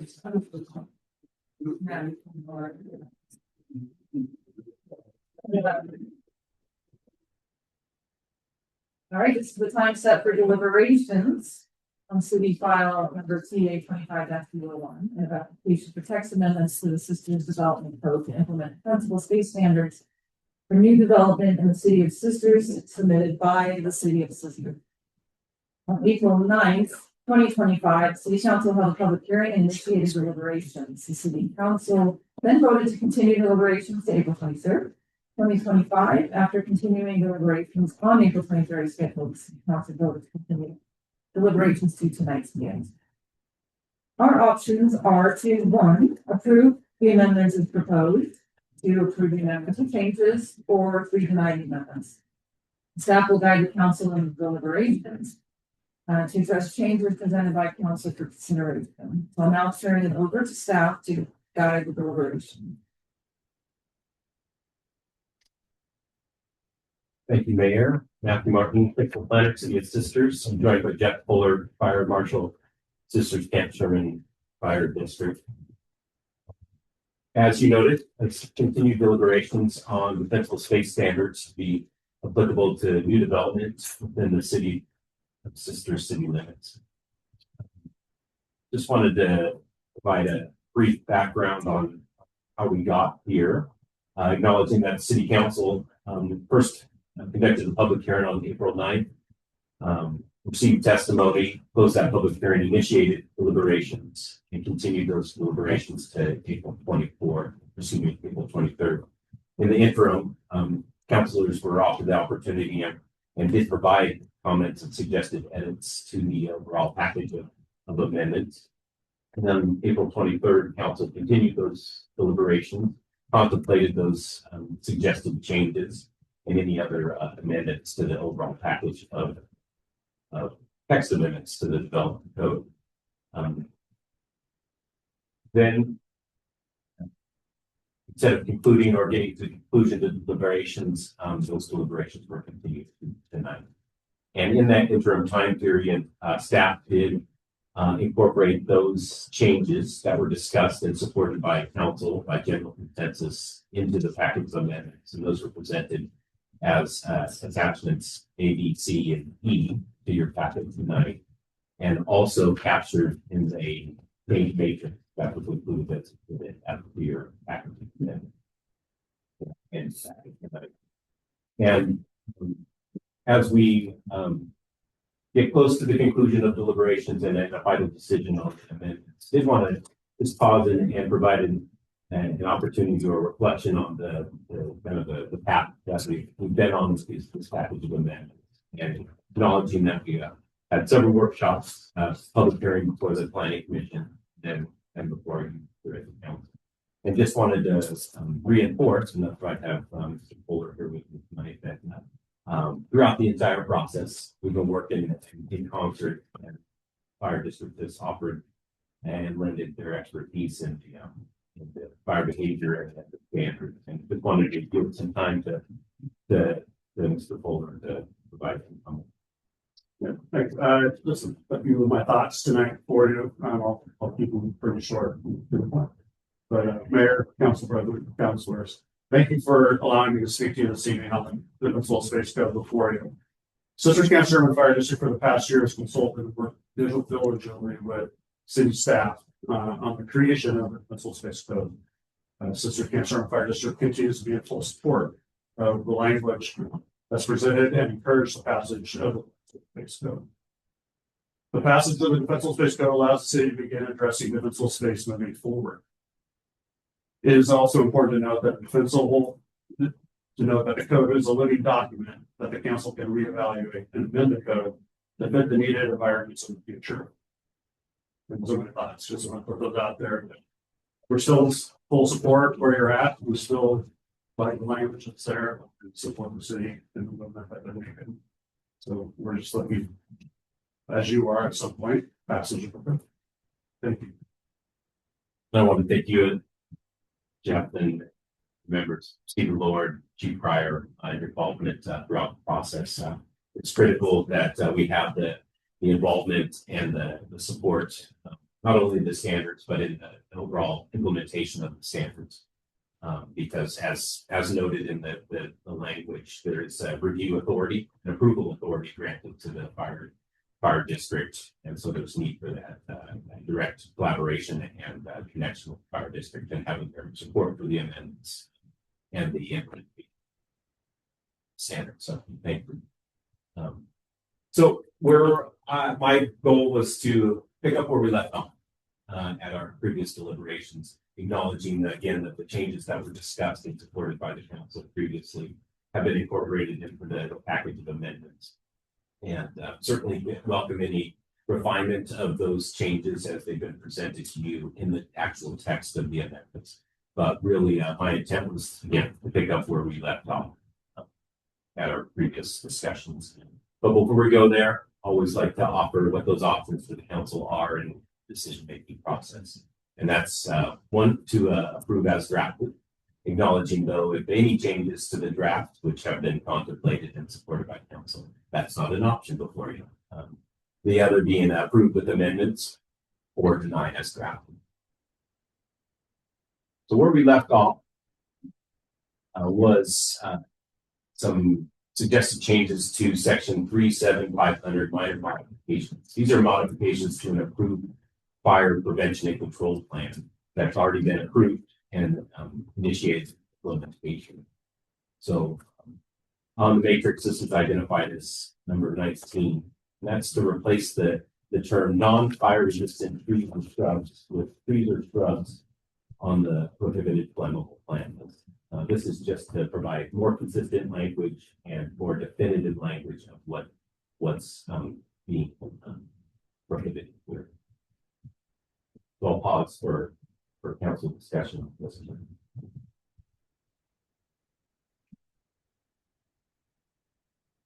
Right, so we're gonna go through every change. My intent is to go through the remaining changes that were previously discussed. How many do we have of those? Seven. Okay. 700. It feels like So, seven. like it's a 26, so, We did 18 last time. Yeah. that's right, okay, it's all coming back. I support this. I think I agree, just keeping that terminology consistent. It's important. I'm okay with 19. Bless you. I am too. Okay. All right.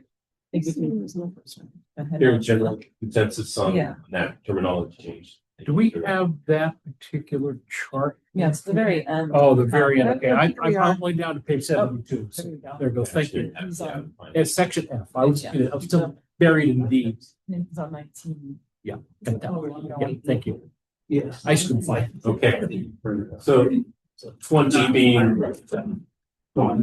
removing the allowance for planting of trees and shrubs on the prohibited flammable plant list within 30 feet of the building.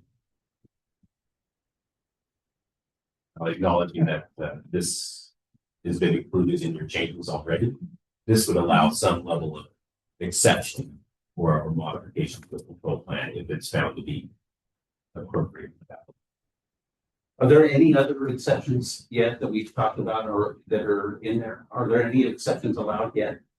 We have not highlighted or discussed the exceptions or modifications. So again, I think that's an opportunity to acknowledge that these modifications to the fire prevention and control plan and the separate section for exceptions do provide a variation from the defensible space standard.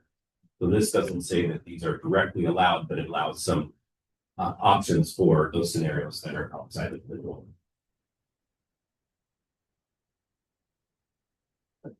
And I have to just say, I guess I'll just say this out loud.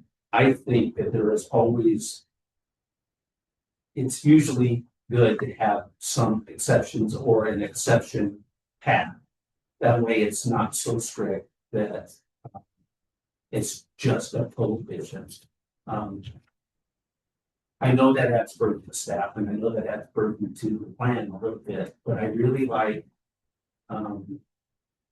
if somebody wants to try and get some kind of an exception, such as a rose tree 25 feet away instead of 30 or 15 feet away, it's a stump that's been there for 500 years or something, I don't know. I just think that it's kind of good to at least have a path to ask for some kind of variance. We do it in every other place in the code, just about where we have some path of, hey, my situation is just a little bit different.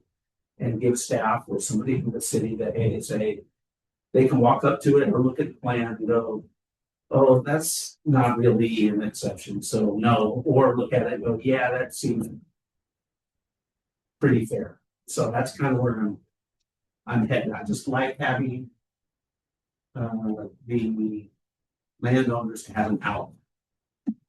Doesn't mean they're gonna get it every time, but I like that I just like to always try and present that opportunity if we can. And I think this is one of those areas where we can. It may be valuable to acknowledge that in the introductory statements for these minor modifications, it must be demonstrated that the proposed modification does not constitute an increased risk in the spread of wildfire. So there's a relatively high bar requires consultation and written concurrence from the fire official that they agree that any of this modification would present that increased risk. I'm gonna go back to my same old song and dance, which is this was a little special. And I think that if we ask a little more of our staff and maybe our fire officials to look at a couple of situations now and again that may be a little bit different, to offer us something that maybe not as easily definable in the code, to have that somewhere. And I don't know, I'm gonna look to you, to staff, if others agree with that, exactly how to put that in. Well, this, I mean, there's a whole section, 2.7.600, it's. Yeah. You know, so. Yeah, I just want to make sure that if I'm in support of having that in there, and this is kind of the first place it's going to come up. This state, this 30-foot school. So I'm confused, which should surprise nobody. Talking section 20, correct? Yeah. As I read section 20, the identified change is to remove that and saying that it limits the addition. And what I think you're saying is take 20 out. No. As I read it, I think remove allowance for planting trees or shrubs on prohibited plant within 30 feet of a building. That says, within section 3.7.583. yes. That's what I'm looking at. Yeah. Minor modifications. I may have jumped the gun a little, Okay. but I just feel like. So 19 and 20 are linked. There are suggested changes with the same criteria. One is changing wording, one of the terminology. The other is with prohibit flat out that Exactly. So are we saying, that's what my confusion comes in based on the discussion we've been having. Yeah. As I read 20, it basically says within 30 feet of the building, nothing that's flammable can plant. But I hear. No, prohibited plant. Oh, the plant, yeah, plants, yes. Prohibited plants can be planted, sorry.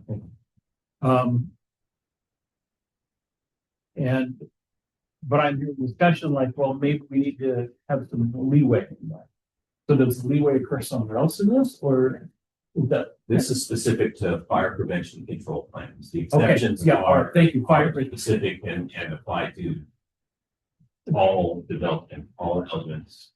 This is specific to changes to the fire prevention and control of a previously approved plan. Provides flexibility that once you get implementing the plan, that you encounter some scenario where maybe we want to reconsider those provisions of an already approved plan. I have a process question. You can shoot me down on this. Would it be easier to continue and finish through this grid or? That's fine. Since, you know, we Yeah, have. I think I may have jumped in on that. There's 6 pages of that's been condensed and, you know, and we can also just go into these 6 pages and. I would just confuse, that's all. I'm willing to roll along and then maybe my confusion will clear up and we go even deeper into the whole by the time we're done. In my own personal opinion, those are the 6 pages, like this confuses the business. Okay. I'm kind of on, I'm sorry. I'm kind of on the same page. I tried very. I focus my attention on the new draft, and so. Yeah, I This is just, kind of where my comments are, so I don't know how other counselors handle the process. I didn't do it that way. I concentrated on these, but Oh, okay. but I also had ideas that Okay, were Let's go. parallel to this, but not on this, obviously. So, okay, so would you like to continue going with this graph, or should we pivot to just the new code and working through the new code? I don't know about going through 6 pages. Well, I don't think it's gonna be a ton of stuff. So are you suggesting starting with going back and starting on section, whatever the first section is on equipment lines, because I think the way we designed it was. Well, what I did was I just took the new code without any red lines, you know, and this is where I made my comments, which you should all be happy to see, they're very few. Well, but I didn't even use red. if I knew that's what it was, it would have shredded. I was just, I'm just proposing, you know, if we just went to the design standards as the new version is written, you know, maybe we could just go by, we don't have to do line by line and maybe go by section and just be like, does anybody have any issue with this section or? I thought we already agreed on those sections though. That's why we're trying not to go back to those. No, but they've all been rewritten. Yeah, I know, but those are the ones we agreed on I already. know, I mean, and I don't really have very many comments at all. I just was trying to do something a little bit more. I mean, this is our third meeting after we had already agreed on the last. I'm trying to streamline it is my attempt, but if that's not how it's happening, then I'm happy to pivot back to what we're doing. But that's just a point of process, so that would, or the changes that have the gray in the far right column, that where it says that we hadn't discussed it yet. Were those changes already included in the 6 pages of Red line. draft, or No. those, okay, so we do need to go back through these. That's If- that's no, at no. the pleasure of the council. No, okay, but these have not been adjusted.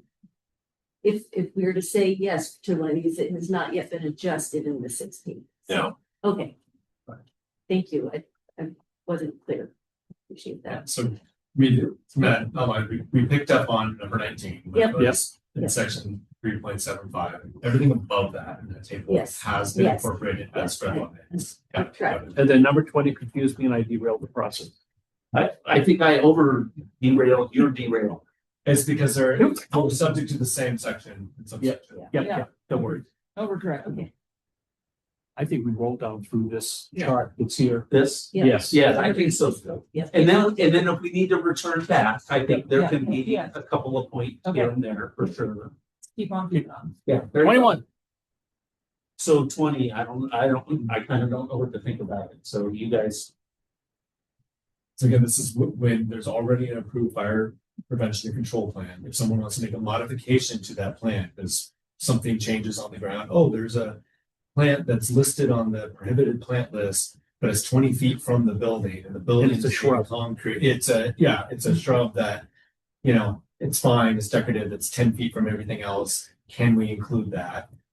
Do you want to be able to have that exception? in And with that, and that exception would include, because of the way this is written, the fire control plan would be that the fire officials will have an eye on that particular acceptance in that process. I'm not trying to put work on your plate. I'm just kind of trying to get a sense of the level to which your involvement or some other professionals involvement is involved. As long as with the involvement of the. We took our eyes on it also. Yeah. There's one point in here, it says remove the allowance for planting trees or shrubs on the prohibited flammable plant list within 30 feet of the building. This isn't about existing vegetation, this is actually, which I think is much different, adding. Yeah. You know, which I'm for, you know, removing that because, you know, I think I just- allowances are a little bit more for things that might already be existing in my mind, but this just speaks directly to, you know, adding something that's already on the prohibited plant list. That would seem so. Okay. So I think there's some, Two for support for removing the allowance or modify to add to list of. in this section, yes. And not. Yes, yes, I'm 20. Ross. Yep. Okay. We're talking bare ground. I'm a no. I think we already did that. So 21 is changed to section 37585. This would be removing section allowing reduction in the defensible space area and recognition of the use of fire resistant materials and construction methods.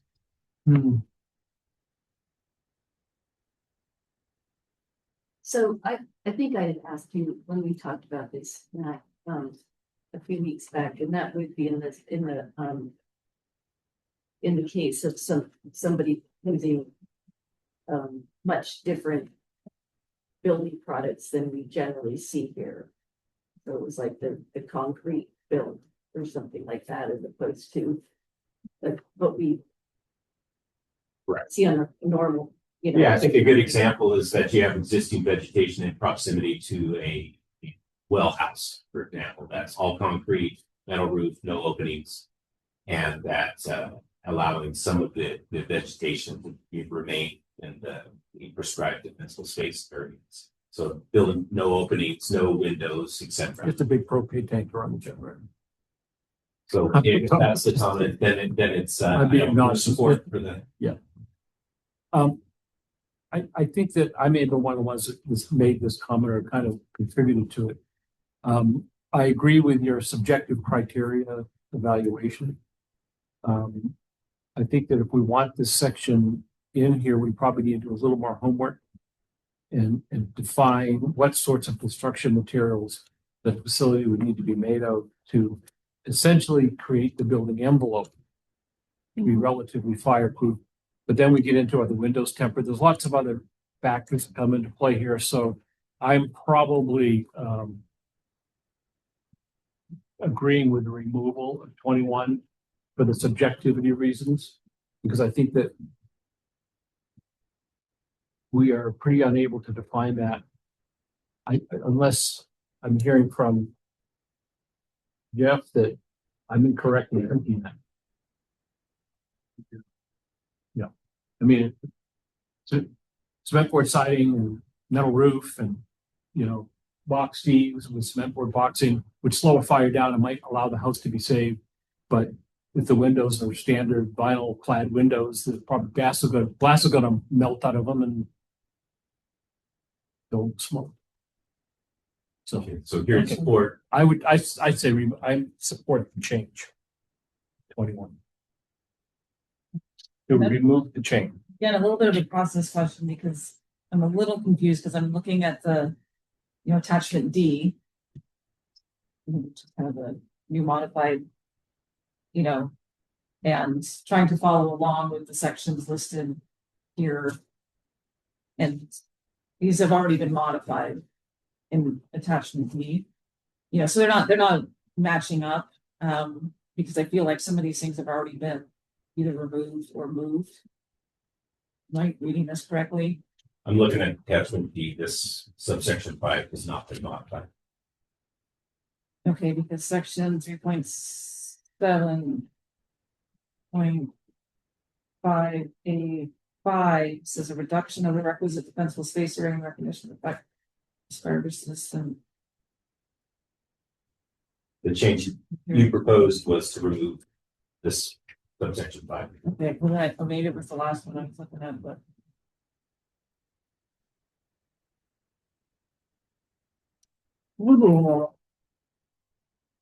Okay.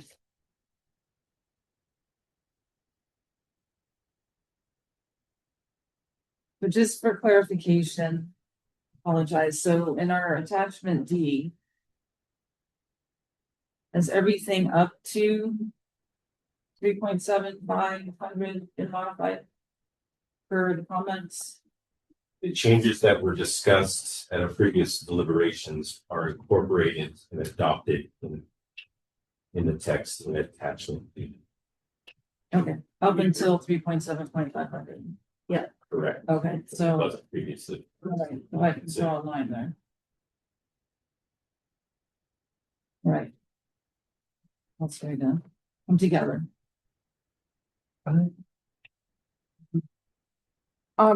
So we're on 21. I agree that we would need to really define more the combination of fire resistant materials in the house. Does the house have to somehow be certified as a whole, or if one wall satisfies it, then the plants can go on that side? I just think that it does need more definition. So I vote for removing that section. It's 3 in support. I'm okay with removing it too. We can adjust this again later. Oh, If yeah. we need to want to define Right. better fire hardened structures. Well, we can have we may- hands closer. We may see the structure standards change in such a way that it becomes easier to define. If we get a prison in town that has 12-foot concrete walls, we can put plants right up to it. Yeah. Or an Amazon plant.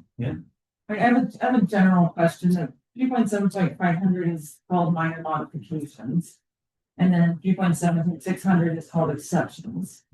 And when I was reading through this, like, I felt there was some redundancy, and so, I mean, I'm trying to, I guess, figure out what's the difference between minor modifications and exceptions in your parlance, I guess. Yeah, the minor modifications is modification to the approved fire prevention and control plan, whereas the exceptions are to the defensive space standards for all development.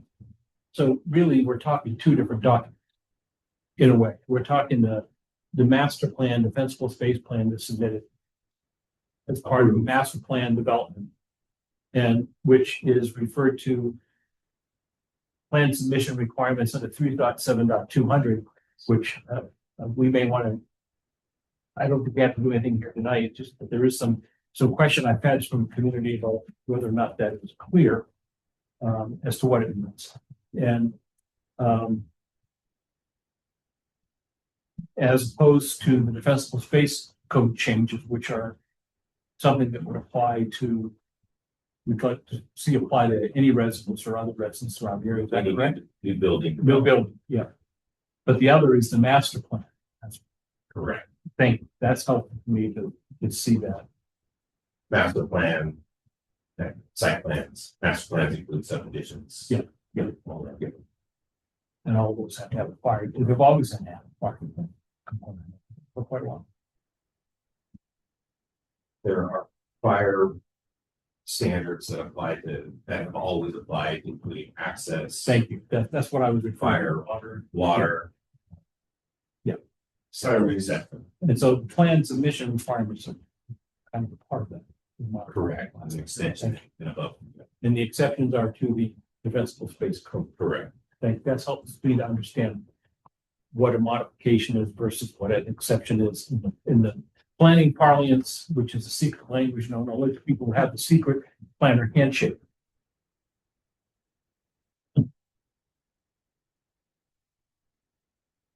Be careful.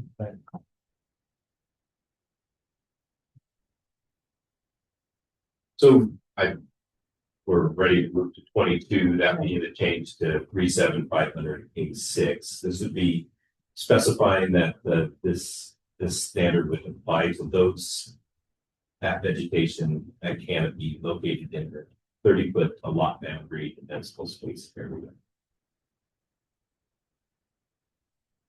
This acknowledges that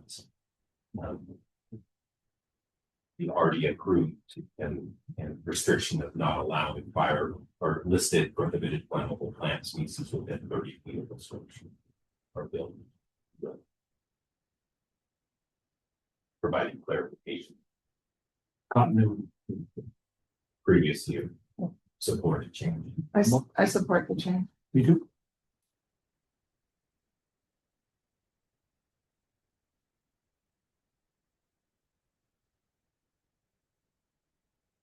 Something.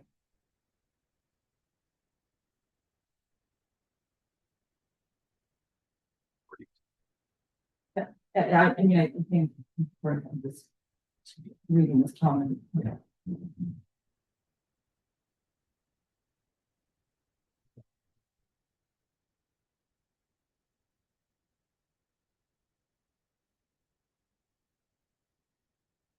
So it will then read. Will it read differently or will it just be eliminated?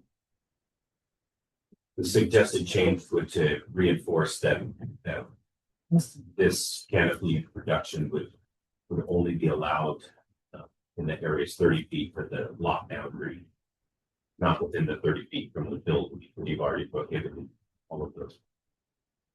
So if the lot 60 feet deep, it could be the back 30 feet. Okay. Okay. I have one.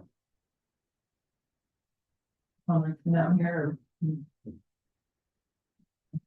Gonna send that supported. All right. So this is 30-foot to lot boundary. In the clean code. I noticed that we included. I'm sorry, I'm taking this back, guys. I'm not asking to deliberate it. I'm just saying I think there's something put in the clean code that we actually voted to exclude, and that was the 3.7.300B for areas extending 30 feet from a building to the lot boundary. My notes in the meeting minutes show that we did not include tree crowns not touching. But we took that out, but I see it in the clean code. B, which number? Sorry, let's see. I'm bouncing between. Okay, so it is number 17, item 17, and attachment F. The first bullet. Tree crowns not touching. My notes and the meeting minutes reflect that we voted to remove that, but it's in the clean code version that we've been provided. You know which number it is in the clean code? Yeah, I can find it. Everything got renumbered. Oh, I'm sorry. That's okay. It's typical. It's not 3.7.300B. Well, there's Here, let me get 3.7.300B. yeah, 9A. Correct. The identified language that was supported previously did not put a 10-foot separation limit on the outermost limbs in this area, 30 feet to the lot boundary. So my apologies, because we didn't previously discuss this change. What was supported was the limit is that tree crowns shall not be touching, not a separation limit in that area, 30 feet to the lot boundary. So in fact, this criteria is not consistent with that. Yes. And certainly could just be struck. The red line is correct. The red line is my effort to incorporate what was discussed by the council. And this, that's okay. I think I got it. This is, what I hear you saying is that what we have on this particular spot of changes, which I scrolled up and got rid of, is you're saying that that didn't reflect that, and that was an error to include it that way. The wording, which one's the error? The red line or the table? The table's in consideration of allowing crowns less than 10 feet of separation in this area. The suggested change was to specify that this area is applicable to those areas 30 feet to the lot boundary. Okay. A separate suggested change that was discussed at a previous deliberation was to allow crowns within 10 feet, but not touching. So those are two conflicting suggestions. So my apologies for not incorporating, considering all the changes that we're now discussing now. And I think So, at least my point of contention on that one was because it was regarding trees on the prohibited flammable plants. And so the works as a list of prohibited flammable plants are not allowed to work talking about the lot boundary. Yeah, so From 30 feet of the building are not into this on the city's or the shall we maintain to provide the following. Trees, tree shrubs, maximum 50 blockage, shall be with the trees and it is a little hard to figure exactly where we are because the numbers can change. I'm okay with that. Well, I guess what I need some clarification from you. And maybe from council, we've already gone through this other language and thought it was pretty good. I'm not sure what we're supposed to do here. Do we say 22 doesn't exist? Or what, 20, yeah, whatever. Do we say that doesn't exist? It should have been there. It's worded incorrectly. Or do we reword 22 to make it reflect what's in the red one? Yeah, I think we agreed on the tree canopies as long as they're not and the red touching. one, yes. That means we should probably change to wording of less than 10 feet to canopies not touching, and then go from there, right? Is that how you feel the situation is? Yeah, we agreed upon 30, past 30 feet to the property line. Right. That we're okay with the tree canopies not touching. This one's requiring a whole 10 feet between tree canopies. So if we renumber or, reword 22 and take out the 10 foot between the tree canopies and just make it as long as they're not touching, then we can consider this to be yay or nay, but at least it lines up with something we previously already agreed upon. We voted to not we voted to allow the tree crowns to be touching, if you will, to not require anything to be done with the tree crowns from 30 feet to the lot boundary because we wanted to preserve some canopy. That was as long as they're not touching is the well, phrase. no, we didn't. Or is that what we took out? Yeah. No, it says for areas sitting 30 feet from the building, like 30 feet. Tree crowns not touching. Yeah. Yeah. So we just need to line that up in this and put tree crowns not touching, and then they're consistent. Is that how I hear it now? I'm gonna take it back. The Yeah. original proposal allowed preservation of existing trees that were listed on the prohibited plant list to be retained within 30 feet, but required the canopies to be separated by 10 feet. Oh, This is a continuation of that original proposal that would allow canopies to be within 10 feet of each other.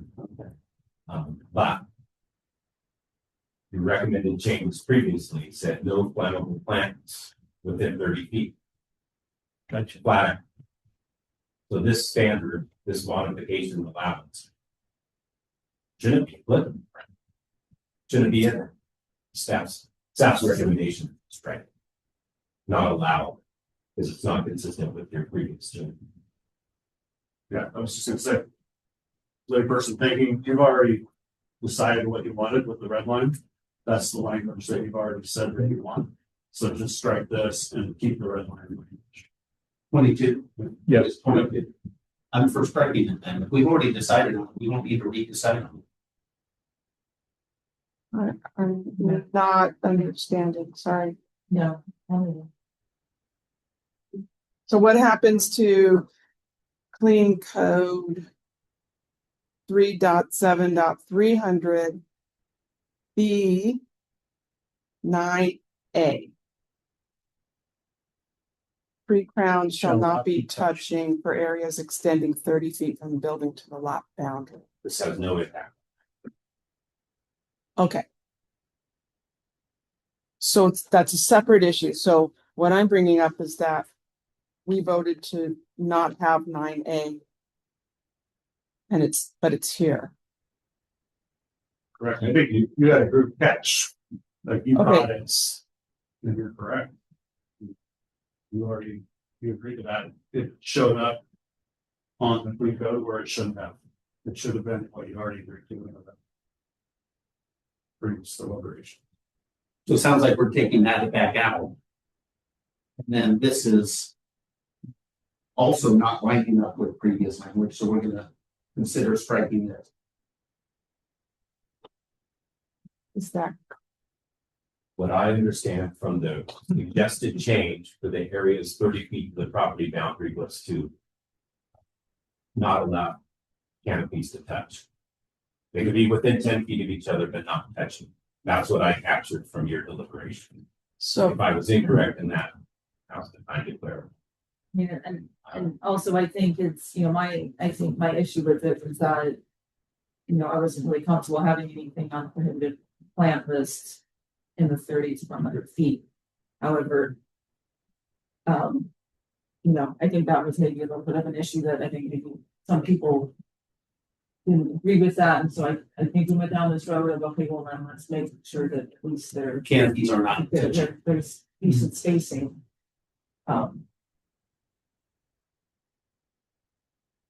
It's been 3 weeks since we talked about this, so it's all public, isn't it? I'm just going off of my notes and they concur with the meeting minutes on this topic. So I don't know. So Yeah, I guess, the ultimate question is, what do we want in that 30 to 30 feet to lot line area. For there.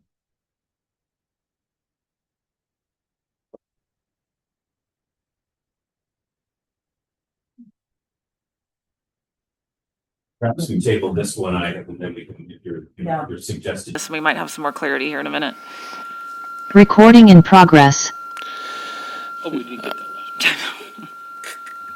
Looks like Zoom dropped us. Okay, moving to the exception language in 37600, identified item 23. This would be to subsection E, removing the exception allowing combustible materials within 5 feet of a structure.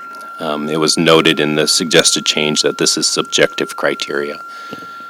Which I guess it's worth noting that is often the case with the exceptions, that you have unique situations that aren't contemplated specifically, and so you have to consider what those unique elements are in that situation. But Without necessarily being able to identify every unique element within your code. That's correct.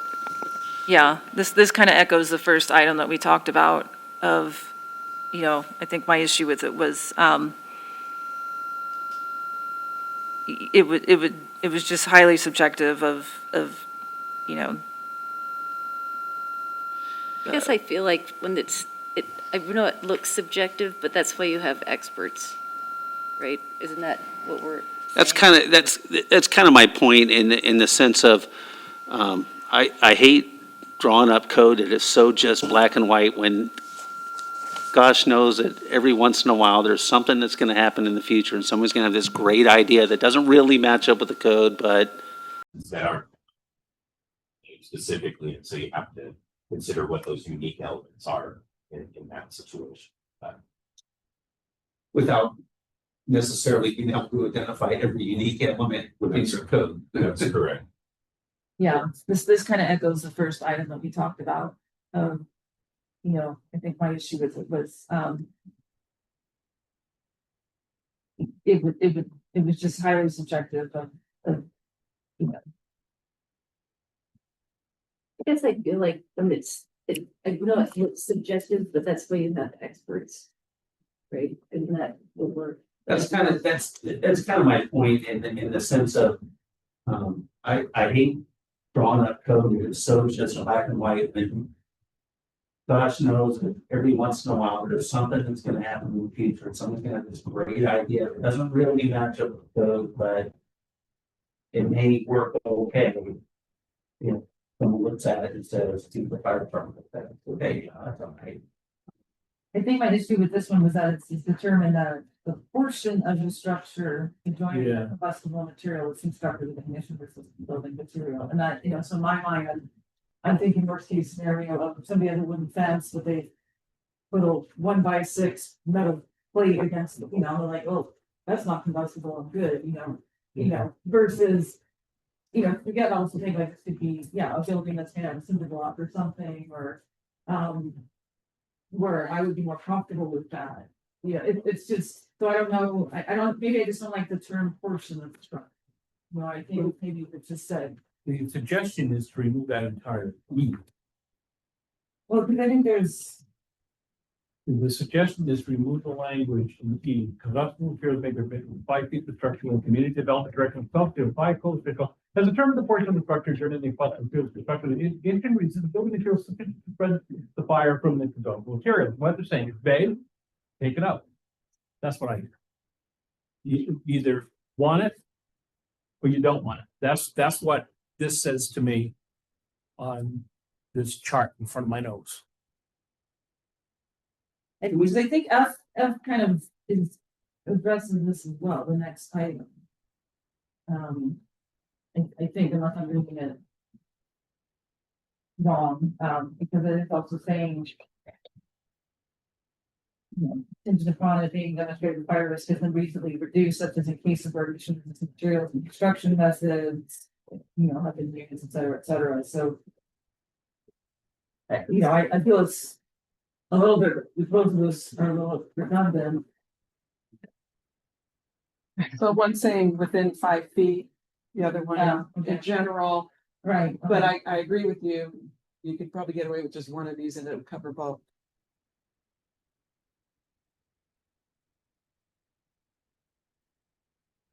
I mean, and then ultimately this is an issue of staff time and then. It's a catch-22 because I really like that, you know, most of these need a fire official to approve any modifications, which I like the idea of having two sets of eyes on it. However, that's also two layers of bureaucracy, you know, to look at it one way. So, you know, as the fire professional that might be looking at this when somebody brings in a request for an exception, you know, how do you feel about it? I think we do it with other aspects of what we code right now too, like, you know, water and fire access, we come in and we look at that. So it's just another part of our job. And it doesn't happen all that often, right? No, it doesn't happen all that often, and, you know, it's just as the city grows and plans come through, we're involved in that, we want to be involved in that. And provide comment on that and look at that and provide suggestions, so. We look at it as part of our job, we look at it as it's prepping for firefighter safety in the future, it's prepping for, you know, our patron safety, so. We're on 23, correct? Technical difficulties, with. No problem. I was just thinking you weren't able to keep up with us. We were just being so fast. Because I do. I totally agree with you, Michael, that you know, there are, you know, places in here that there are exceptions and, you know, wiggle room is always appreciated. Yeah. So I totally agree with you on that. I felt like you know, now I know what I was reading because I was reading through this and half of this has been modified and then there was a section that hadn't been. So it was like, oh, this looks really great. And then at the end, it's being like exception, you know, and I was like, oh, this isn't, you know, all this great stuff. And then I don't want too many loopholes. You know, that's the only thing. You know, and I could even agree, you know what, the first 5 feet, don't need any exceptions, you know? I mean, especially if the second one, section 3.7.600 F kind of opens things up for another exception. I can totally. We don't need the exception to the exception on the next section. Yeah, I agree. So 23, I'm cool about removing the exception if we, you know, just keep some language in there that just has another little bit of wiggle room because I really, you know, this is citrus. Somebody's going to come up with some really cool stuff that I don't know. That may need an exception that we haven't even thought about, and the fire department hasn't thought about. Could be a wooden statue or whatever. Yeah, I mean, there are wooden things that have fire retardant coverings on them. You know, and this could be commercial buildings that are Yeah. cinder block and metal roof and, you know, 20 stories high and, you know, things like that, but of course aren't. So in the interest, Sorry. I'm not doing 20 stories. So we're gonna do a lot taller ladder. So I'm all for removing 23 and then maybe keeping 24 just for there's somebody, an expert I'm not an expert. I can't tell you. Yeah. So I agree. I agree. And we're gonna make you be subjective on that one, just too bad. Okay, yep. 24, this is F, remove exception allowing reduction or waiver of defensible space standards. Right. We're gonna keep that. Well, at least I Discuss. Yeah, we can.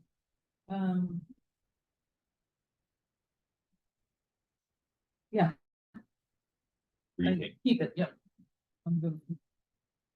Okay, then lastly. Will depend on you to make it less subjective. You can show us and help. You can on screening from the room any second. And so I numbering error, but what is on the prohibited flammable plant list, 26 grasses. The recommended change is to include ornamental grasses, not currently included on the list. So I can offer one or two options. One is that the ornamental bunch grasses can have a tendency to be large or have a whole bunch of dead material if they're not maintained really well. However, you know, these are like Carl Forster or feather reed grass, or, you know, they can get quite tall and bushy, things like that. You know, beautiful plants.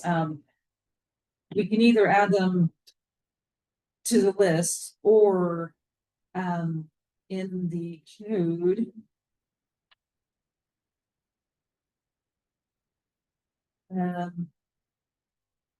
Under.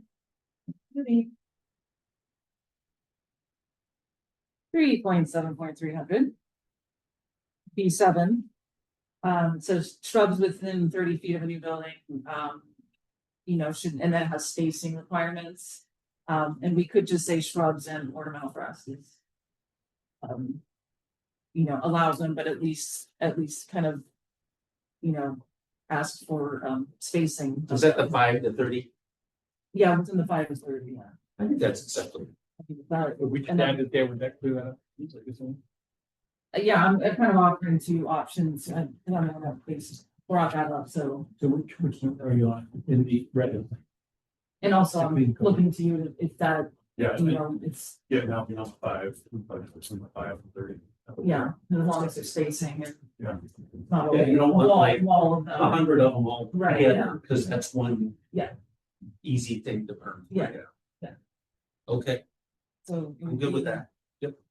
So that, it would be in, And again, I would add, like, if it becomes an issue in 5 years from now, we can come back and fix it. Strike. Oh, Yeah, takes just weed whacker and, oh. yeah. done. I think there's 5 people out there that don't want to be on this council 5 years from now. I think that was a compromise. I don't know, I just got here. Let's see. Sorry, I should have included you guys. Okay, I heard support for including ornamental grasses in under 37300 B7. Yes. Yes. So just And adding. that Yes. in replacing what's listed here, would we do that instead of what's listed here in 26, which is adding it to the Shrubs and ornamental. prohibited Yeah. plants? Okay, We wouldn't put it on a prohibited plant okay, list, we would just add wording, so shrubs and ornamental grasses or bunch grasses, however we wanna phrase that. okay. Need to just be with the same spacing standards as shrubs. I just have to move the ones I have 5 feet out. Yeah, me too. Me too. Sure. Yeah. Okay. Yep. So I think taking care of that.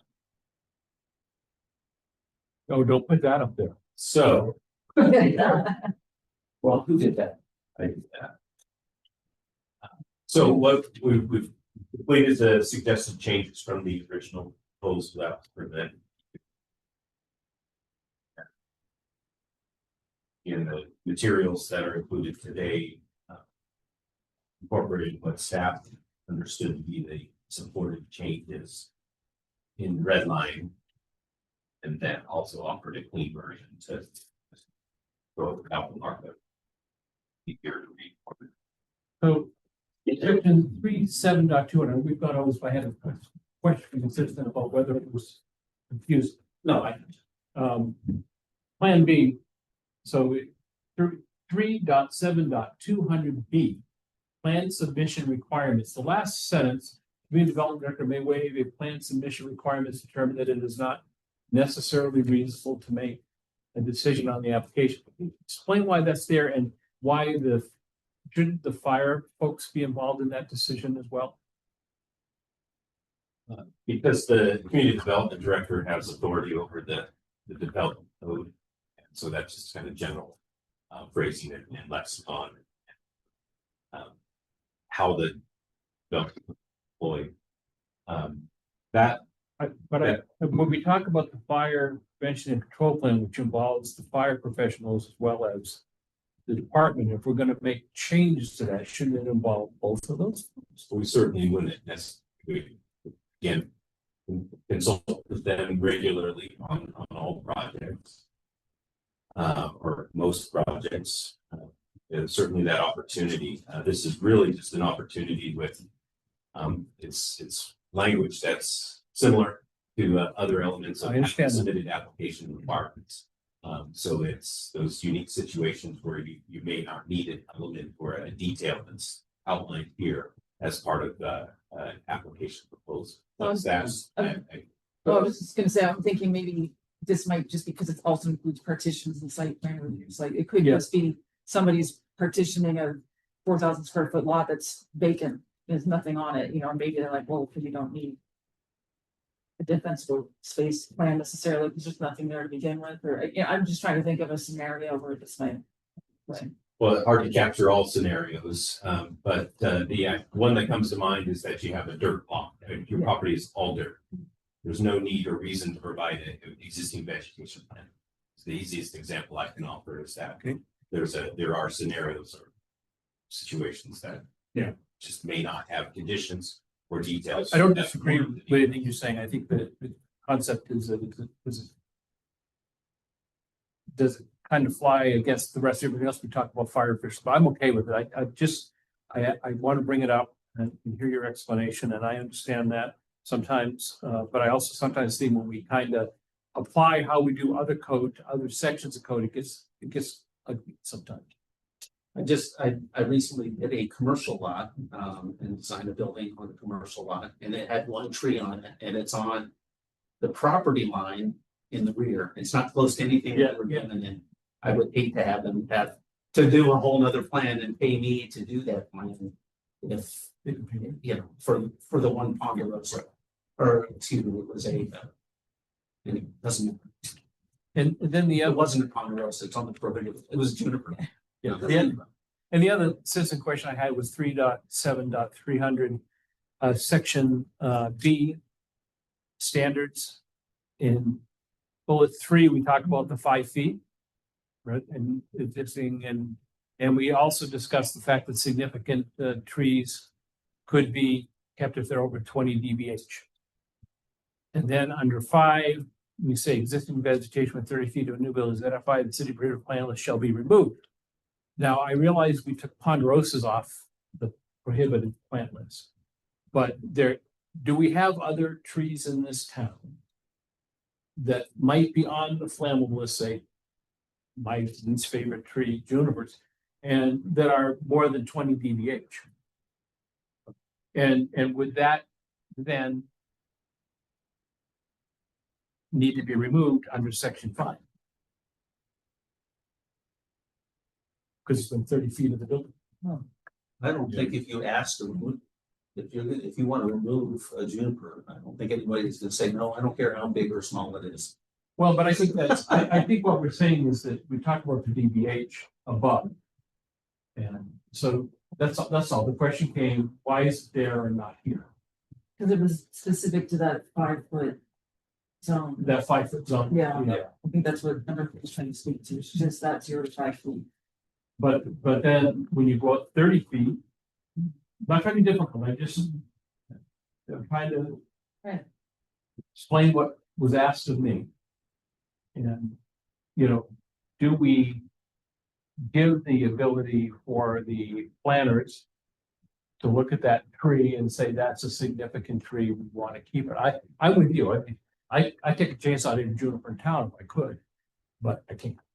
They didn't know who it was. But if it's on your property, not much. you can, but I'll acknowledge that there's, under the exceptions, you provided the opportunity to consider retention of that tree. All right. So that's the scenario you described. All right. Then that's answers my question. I did want to say on that same element of E3 that there's just a scrivener error. Fire code office, and I think it was supposed to be fire code official. Thank you. And then there was, wait, maybe that's something right. Maybe they'll give you an office now. there used to be somebody on council who loved her scrivener errors. Claim that was the. And I'm not saying that's a bad The thing. market I'm not that saying- captured a letter. I have no other comments, questions, completions, deletions, and or additions from the community or myself. I had something, but did you have any? Okay. I have one suggested change, partially just to homogenize this in 3.7.300. Okay. 6. E. Pruning to provide a ground clearance of a minimum of 8 feet. Or 1/3 of the tree height. And then in the next, in section 9, for areas extending 30 feet from a new building, trees shall be pruned to provide a ground clearance of minimum of 6 feet. And I think it'd just be easier if that was just the same number. They were both 6 feet, Or 8 feet. Yeah. Each. Yeah. High up there, you know, I I think it'd just be easier if it was the same number.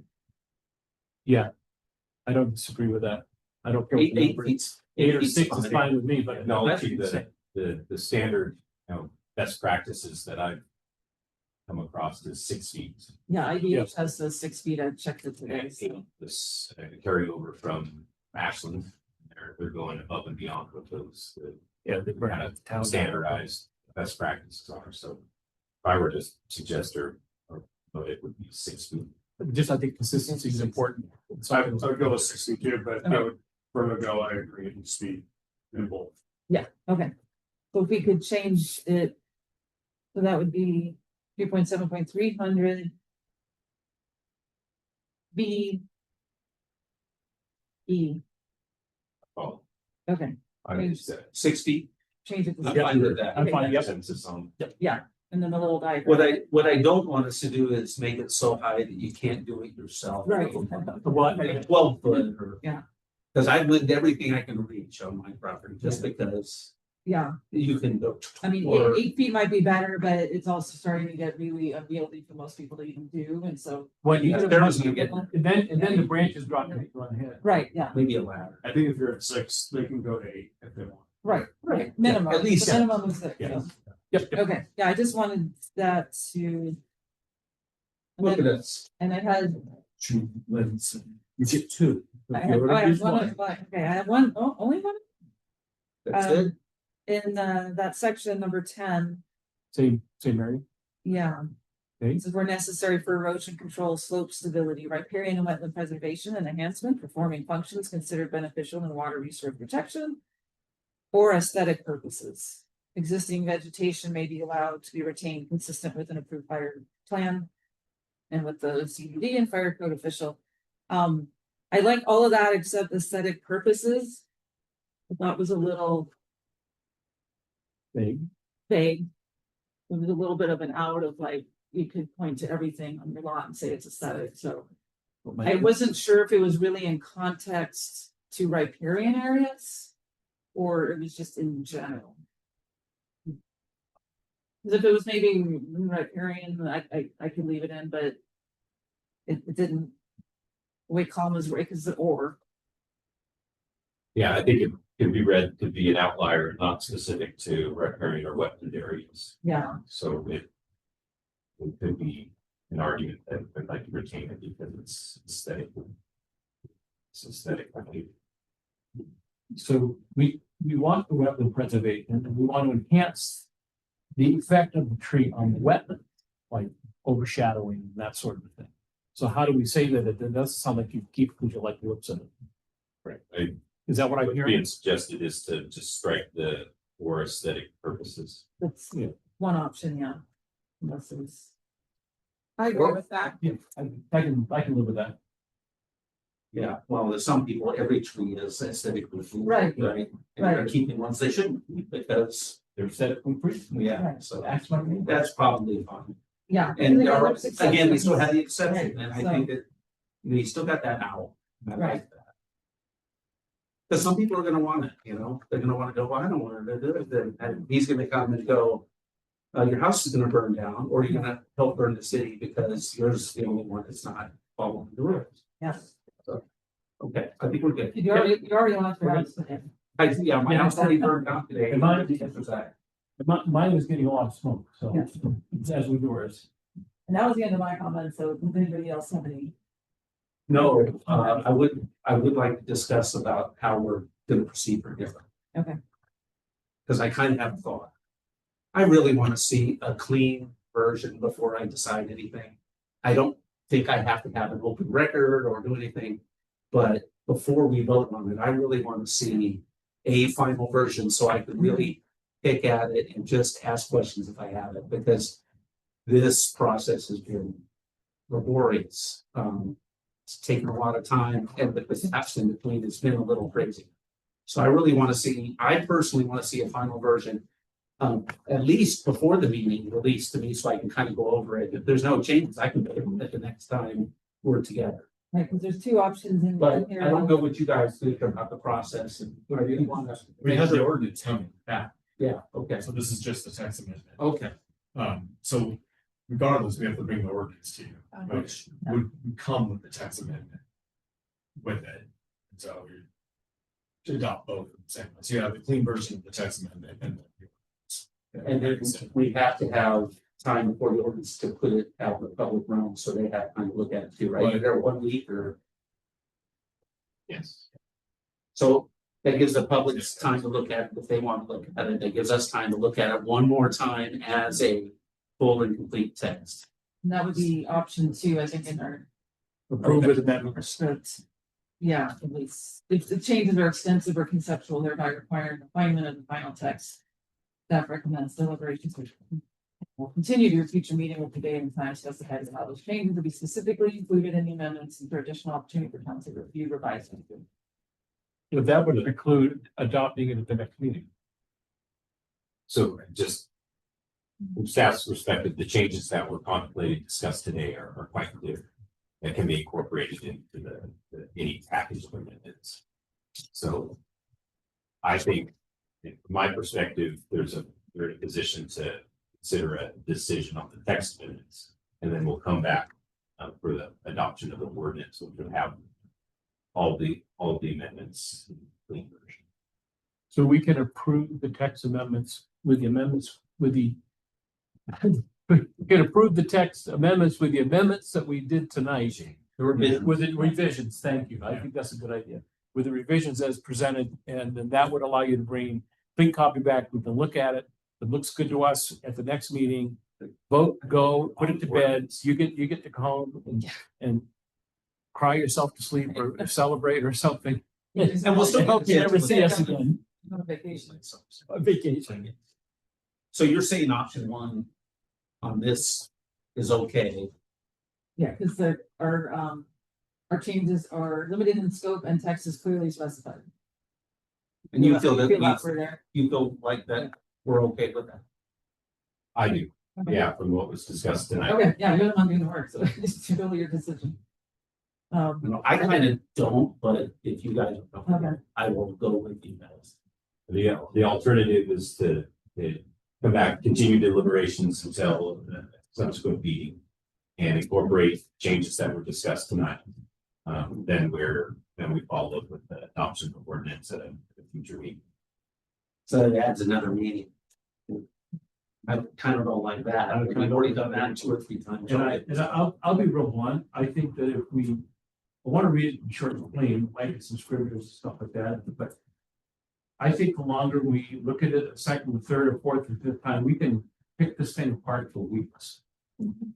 I really think we can. And, Well, it's and I don't mean that in a negative way. I think that we're all trying to be very clear, and be sure that it's what we want it to say. Well, we're gonna see it regardless. But we're gonna see it regardless. That's my point, is if we don't like it, we can certainly do something at the So, next meeting. so you're in support of option 1? Yes, thank you. On this option 1, because there's 2 option 1s up there. So Yeah, I'm not looking at that option 1. I'm looking at option 1 on the script in red. This would be, Matt, that would be option 1A and 1B, so I think option 1B is what is most people are considering. I'm still kind of a 2, but again, I don't want to really add a meeting either, so. If you don't think we've made this man's brain go to mush, just put that slide. I want to apologize for council as a whole, Matt, for all of your headaches over the Yeah, last few weeks. you get a lot of respect for this. So we will need, if anybody's got the script in front of them, a motion for the decision. I move. We're Rick. I move to. Yeah. I'm not Thank even gonna try. Yeah. I move to approve City File TA 25-01, subject to the following proposed changes. And then, as discussed during the meeting. Second, why not? All right, a motion and a second. Do I have any further deliberations? So I'd like to comment. Okay. Oh, please, sorry, you're very quiet. So I Um, apologize. No, I just, I am inclined to vote for this, but I just wanna talk about how I got here. I struggle with the process. I feel like we were there and then, I feel like significant changes came in at the last minute, which I was very uncomfortable with. And that's a process issue, not a problem with the code itself, so I want to be very clear with that. I did today look at I talked to somebody today and had kind of had in the back of my mind that I would like to read what would have been the draft expendable space standards for the state and did not understand that there were none. Then I was able to find the IBHS wildfire prepared home technical standard. Because I was looking for something that was like, well, where does this all come together? As opposed to like just kind of piecemeal getting updates to the document that had been put together. And I feel pretty comfortable that we're kind of there. I mean, I don't think it reads the same as the standard, nor do I think it has to. But the reason I'm kind of foregoing my process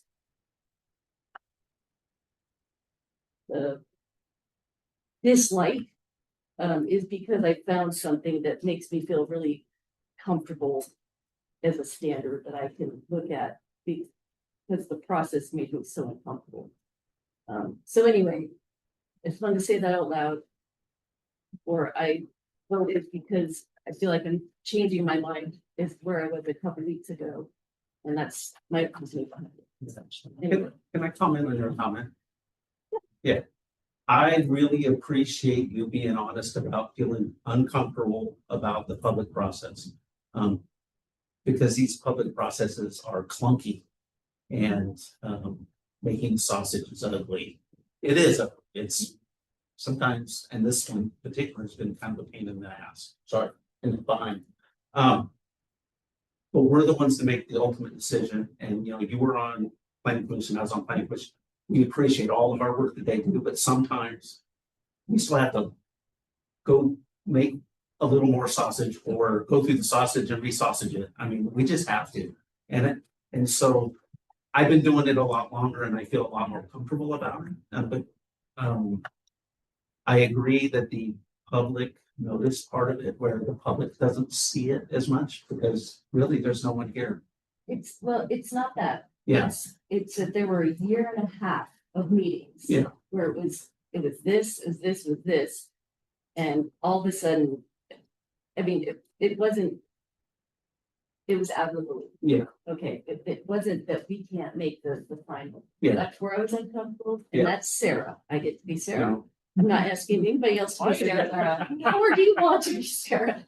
But anyway, I just feel like I had to say it out loud. No, I agree with you. I mean, obviously, I've been pretty frustrated with the last 3 iterations of it as well. I get that too. There's a lot of extra hours the staff's been doing, we've been doing. And I really would like to Thank you, Jeff, too. thank Jeff. And for putting up with me. How crazy some of this sounds. I mean, just not, and what I mean is like 5 different versions of the same thing going through, iterations. I'm not admitting to be crazy or calling anybody particular crazy, just that it's a lot. It's a lot to take in and try to discern what direction you're getting. So thank you. Thank you for your patience. Yeah, we try not to use crazy on mental health awareness month. So, yeah, I get you. I meant more like Crazy fun. No, I get you. Yeah. Yeah. Okay. Anyway. I have a motion and I had a second, so it's time for a vote. Any other comments? Okay. Cheryl. Sorry. We're agreeing to approve City file TA 25-01, subject to the following proposed changes, which have been stated and Yes. documented. Hi. Thank you. Okay. Gary.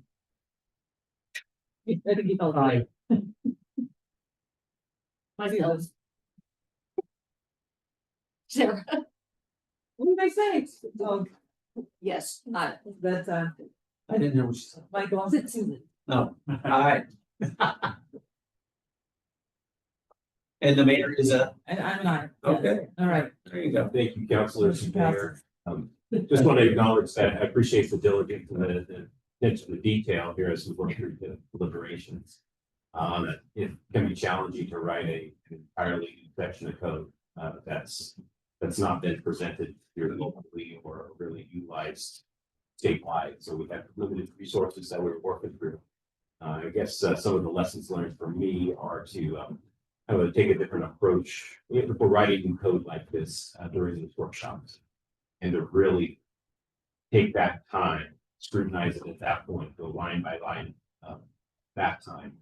And I think those were missed opportunities that I didn't present to you. So I think that's a big takeaway for me, so that we can get to the public hearing and really we have a refined product that is tweaked based on the input and the testimony, but otherwise fully refined. I appreciate what you did and I look at it from this perspective. We're not just meeting our community, we're meeting the state. It's huge for a small town.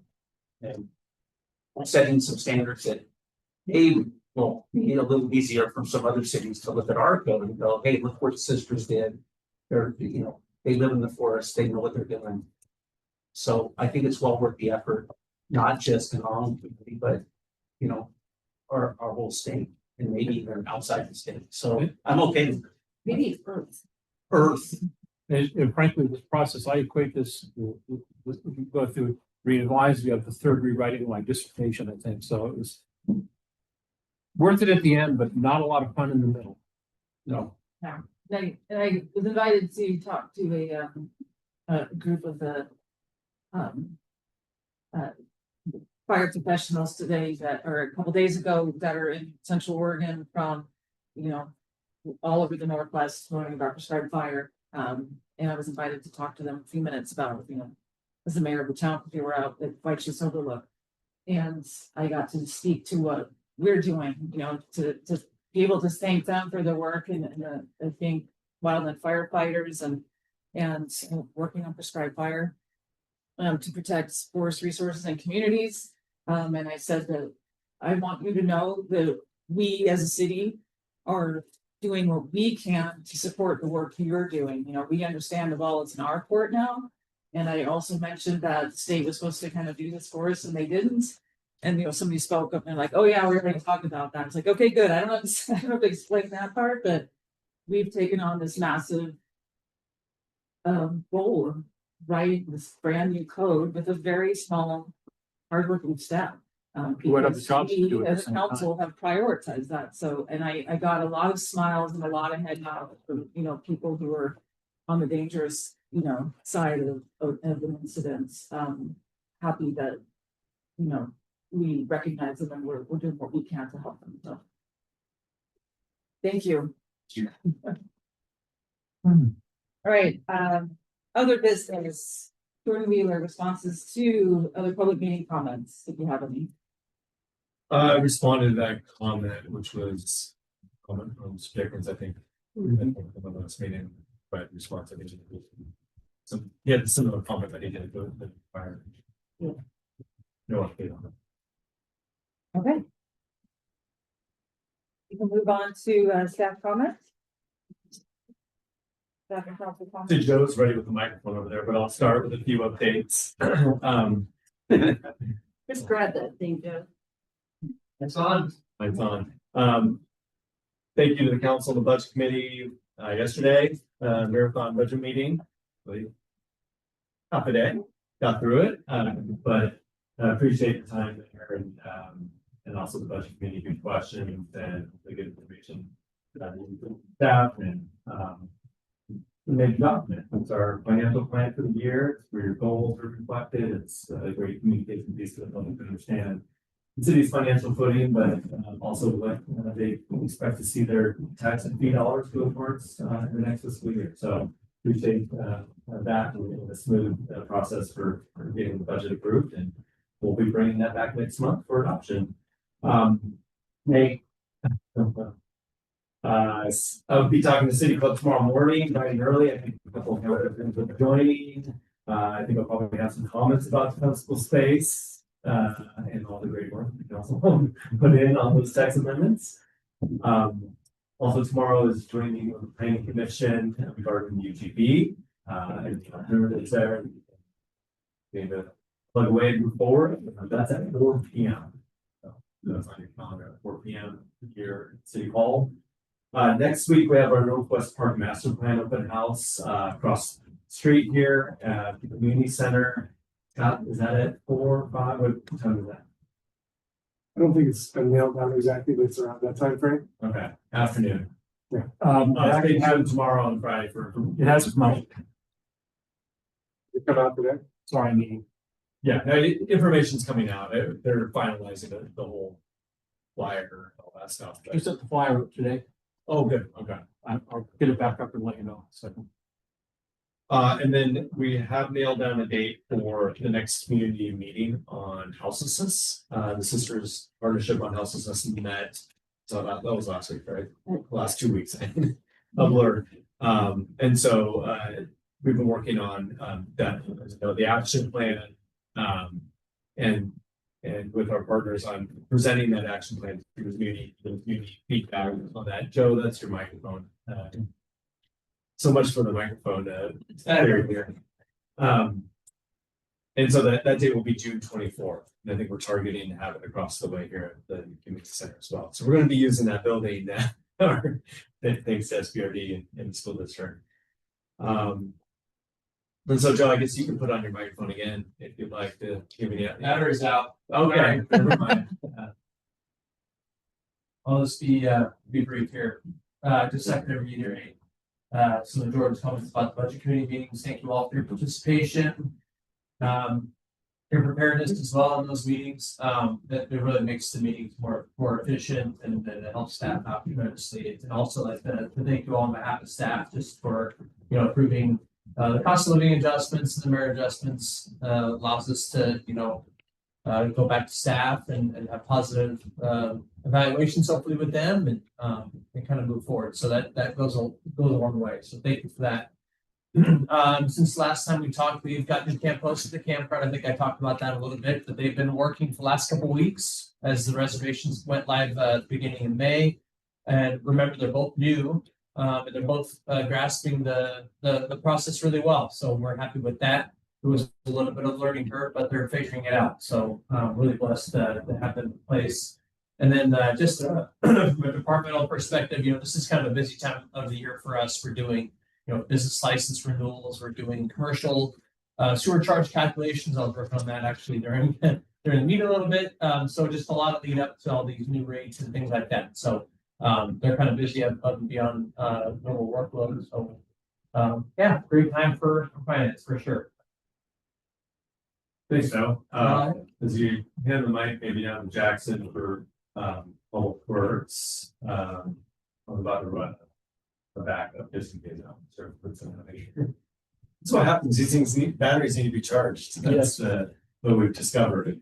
But I was going to say, thank you for the panel workshop this afternoon. I thought that was great to be able to pull that together and said those words at the end of that. But we'll continue to work on additional public education. One of the takeaways we needed to really talk about there, but Nathan, Tim, and all suggested having the council do a half-day workshop that is more in depth about emergency management and the ICS structures. I think you've seen some of the FEMA trainings, but this would be more geared towards elected officials, and it could even be up to like a half day sets of training if you'd like that. So that's something that's an action that we can kind of pull together. And then there was other things that we talked about, bringing like having more co-op CC come and talk about some of the things that we need to kind of work on together with wildfire mitigation, but also electricity backups and things like that. And then working with Nathan on more of a deep dive of city operations too. But I thought the timing on wildfire preparedness month and what we've been talking about as a community and having all this information was pretty helpful. So yeah, thanks for participating in that. And I would encourage the ICS training half day. It was, if nothing else, it provides us with an understanding of who's doing what, why they're doing it, and how they're doing it. You're gonna hear a lot of acronyms fly around and things like that, and you'll get all that in front of you when the time comes. And it's interesting, and it kind of lets you see that there's a really rigid process as to how this stuff works. And chains of command that are important. If you had to approach somebody, would let know who it was you needed to approach. So I would strongly recommend that you consider that for a half day or whatever it needs to be. It's very valuable. Yeah, your guys' calendars are so there. I think did the fun 2 hour training the other day online. I mean, I don't know if I can have much more fun. Probably a little more engaging. So We'll take up food and smoke building. all right, Justin, next on public works. Hey, new updates, Barclay phase 1 is progressing, curbs are being installed, writing, anticipated completion date, unfortunately, is looking more like early in June. At this point, we were expecting to go this month. Utilize that complex, subsurface that we were heading to. But I have been sure that it will remain open, westbound detour. Transit hub is nearing completion. Commission touches on that. We're working on last bits for the water fill station, wastewater pump has been installed. Working on some car side lighting for the restroom kiosk. As those light fixtures really functioning.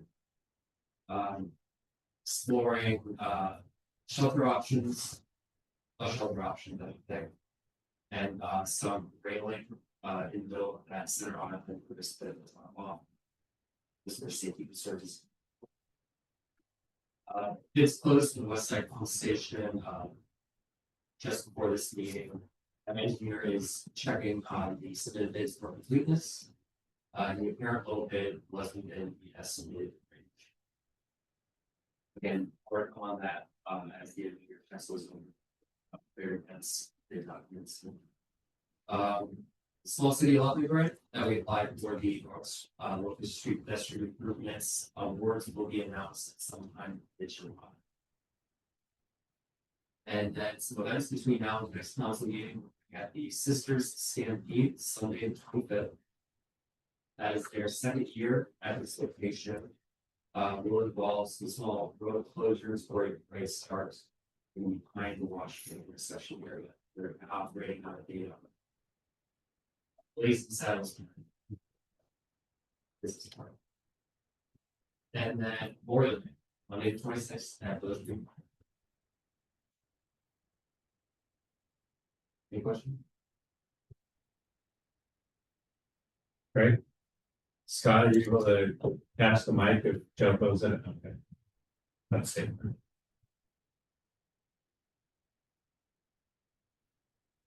You mentioned the joint meeting tomorrow. You guys ready for a third big meeting this week? Sorry about that, but sometimes that's the way it goes, I guess. But Provide beer, please. beer, okay. Yeah. What's your representative? That'll make it more interesting, I think. Yeah.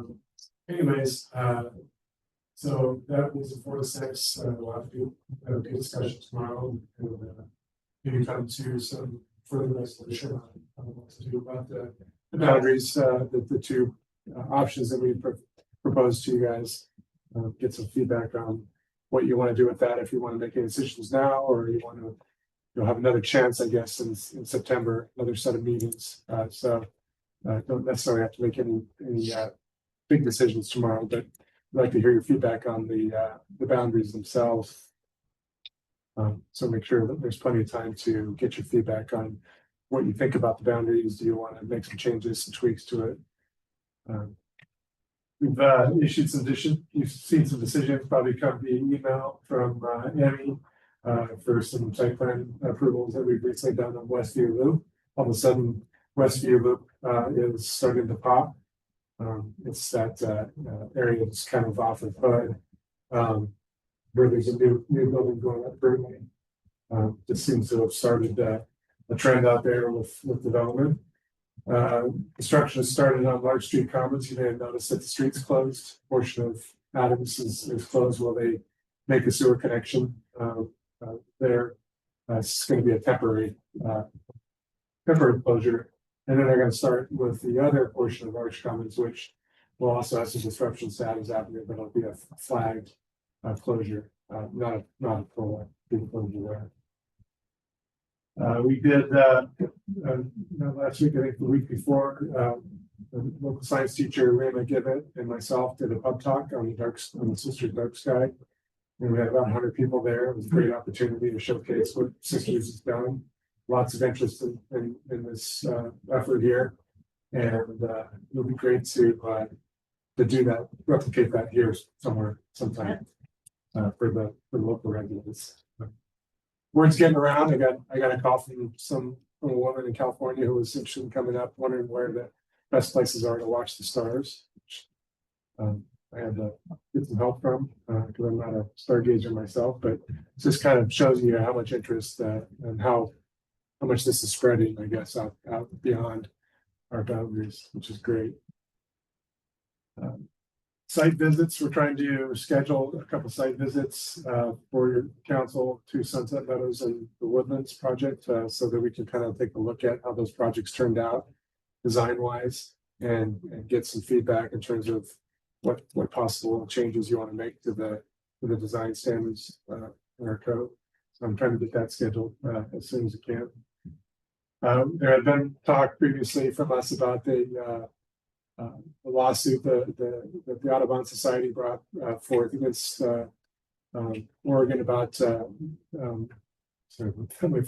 floodplain and the FEMA requirements that we're supposed to implement this year by the end of July. We chose to do. We had an option to do a model ordinance, to do a permit by permit approach, or do nothing at all, and we've chosen the permit by permit. But recently, there's been an injunction by filed by some counties, Oregon counties, that are concerned about the implications of these restrictions on their communities. So it's kind of put a pause on this process. So instead of us taking forward some code amendment that requirements may end up changing, we're going to just hold back on them until we see the outcome of that process. That's about it, I think. Any questions? Okay, thanks. Staff updates, thank you. Right, we can do council dates as well. Start with you, Sharon. Sure. Come on. The Urban Forestry Board met on Monday, and they have their first heritage tree nomination to review. Application to review.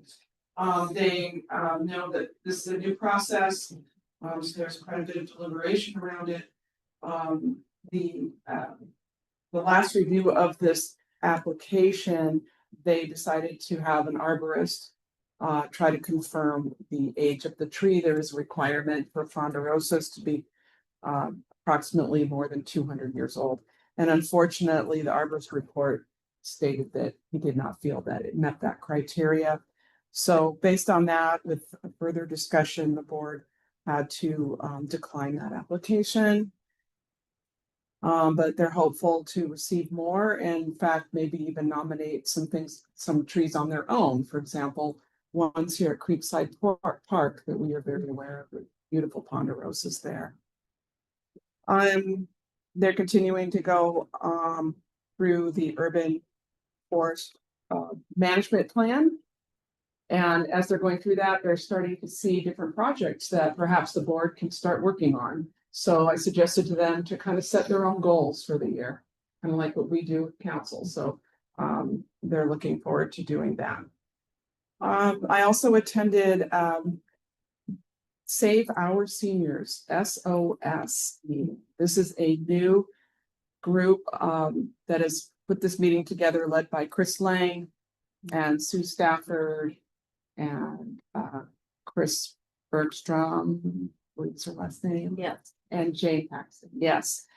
This was in light of the lodge no longer having their assisted living services. And this group, SOS, is to try to see what can we do to help our seniors age in place. It was a wonderful meeting. There were 16 what I would call community warriors there. People from the lodge, from the fire department, from St. Charles, STARS, Living Well with Dementia, Age Friendly Sisters. And it was facilitated by Roundhouse Foundation.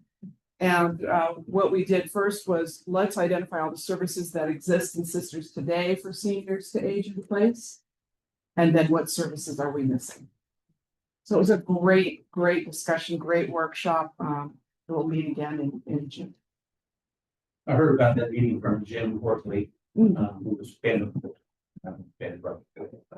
people said it was really good. A lot of hurdles, so we have a lot of good stuff going on, but we have a lot of hurdles as well. So It kind of sounds like a lot of things. Right. that's sisters for you, right? We have good stuff and hurdles. That's all I have. All right, thank you.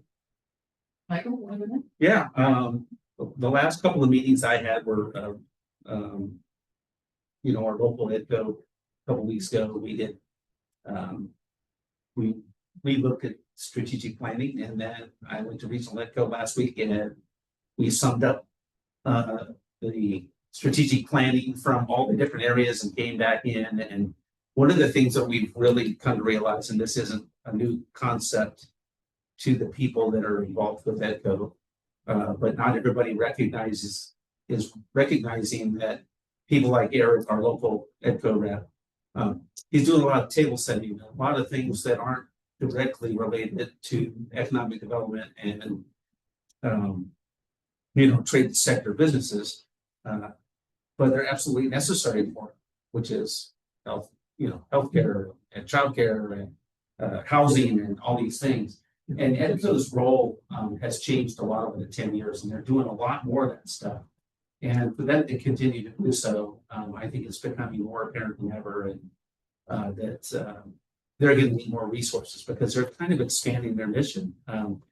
There's more lobbying they have to do with the state to make things a little more business friendly. The state, some of the state regulations lately have been the exact opposite of that, and so there's a lot more fights at that level.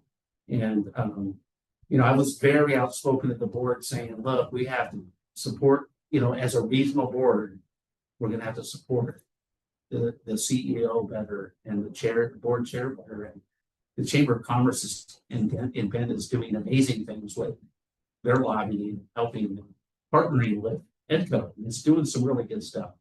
But to continue that and do it on a full-time basis, I think that EDCO resources are going to need to be probably higher in the future because they're just going to need more staff, and they're doing more than they've ever done before. So we might want to look at that as that evolves and as that reality starts showing up at the EDCO level, because obviously Eric's doing great stuff, and you see him everywhere. He meets with people. He's even helping people just find office space or warehouse space, and he was instrumental in bringing BASX in, and there was just a lot that he does that's not directly exactly on traded sector. Yeah, and I think that's okay. Big help with the childcare.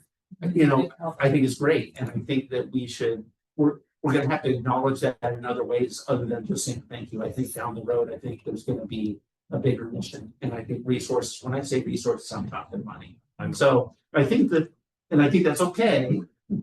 I think that's okay as long as the strategic plan and the mission, whatever they decide to end up doing, and that'll be over the next 6 months probably. What's the plan? How many people does it take? How do you spread that money out across the region? Make sure everybody gets fair representation, and how does it work? So I'm just sounding the alarms a little bit that EDCO is evolving, and I think that's good. We had a community conversations with counselors at the barn. That was really, really fun and not well attended. We had Peter and Eric show up. So Peter Hoover and Eric showed up. No private citizens necessarily. A couple people walked up to us and, hey, what are you doing? And I told her, and she goes, okay, great. And then she wandered back off. Yeah. So, I think we're gonna have to look at that and kind of evaluate best strategies for that, maybe less often, or I don't know. I don't even know what to say about it. We provide all these opportunities for roundtables and discussions, and maybe we need to come up with, specific topics for different, for that meeting, and maybe that will, coalesce the conversation and maybe bring people just because it's about that one topic. I don't know. I would be looking to the rest of you to also come up with ideas, and if you have suggestions, we can talk about it. I know he's been chewing on it a little bit. It was fun, but it wasn't very fruitful, to be honest. Other than talking to Peter, and he's always good to talk to, and talking housing strategies and things like that. And it was good to have a beer while he's doing it. So I enjoyed that. And that's it. There, is that how you pronounce it? Yeah, sounds good. Okay, let's see. On April 28th, I went with, Eric Strobel. We went to Redmond and, went on a tour with Rick Russell from Mountain View Community Development. Did I already say that was for safe parking? Yeah, okay. You did So say that. we went on a tour and, so one of our goals for next year is to look at code for having safe parking in Sisters. And I think it is something that may sound scary, but I would encourage anybody who is feeling reluctant about it to go on the tour and just see for yourself, because what I saw it was something that I wouldn't even notice if I were driving by any of the places. And they also, just to clarify, they do have case management wrapped around all of their all of the families that park at their safe parking locations. Anyway, I also went out twice with SCLI in the last month, once on a garbage run and once for a cleanup. As we were driving around on the garbage run, there were definitely signs of more abandoned camps, which they do track every week. So they take notes and, kind of keep track of things, which helps them kind of speak up when maybe it's time for a camp to be cleaned up because there's nobody there. So just to, again, talk about what great work they're doing. But the cleanup day was eye-opening. And it was a strong reminder that we have people with serious mental health issues living in our forest. And it's not meant to be an excuse, but a reminder that the situation is extremely complicated. I was glad to see Dr. Stromfjord, is that right? The woman who came and spoke tonight. I did not realize that there are not NAMI services here in Sisters, and I think that would be a great addition to encourage. What does that stand for? And can you explain it? Just Yeah, sure. It's like it's like National Association of Mental. I mean, it's mental health services, but it's like kind of like it might be like Alice, right? But not Alice. Not. It's more of a group. But it's more of like they're going to help the family member of somebody who's having mental health challenges. It's more It's a support system. A support system. Okay. Yeah. And I don't know anything about it. Yeah, I just first time I've heard. and- National Alliance on Mental Illness. Thank you. Okay. Says I was gonna look it up when I got home, Yeah. but she brought it up, so I I asked. left my phone, so I couldn't do it. Yeah, and so, I don't know, I've had friends who had family situations going on and they've found, that's been very helpful, and it's nationwide, so it's like it's a known system. Anyway, so glad that she brought that up tonight. Yeah, it's been, I have to say, let's see, May 5th, I went to the Coordinated Houseless Response Office and Regional Housing Commission. Regional Housing Commission. Then on May 7th, Jordan mentioned we had the Sisters Houseless Partnership. So a lot of houseless action this month for me, which is both good and, just kind of hard to process. I am looking forward to the community meeting. I think, Jordan mentioned the date of June 24th. So, and it's gonna be, I feel like it's like late afternoon, but so, you can put that on your calendars if you're interested in attending. And I went to the COIC meeting for Cheryl, and I don't remember much about it besides a lot about TET. But I have notes, any notes. Thank you for attending.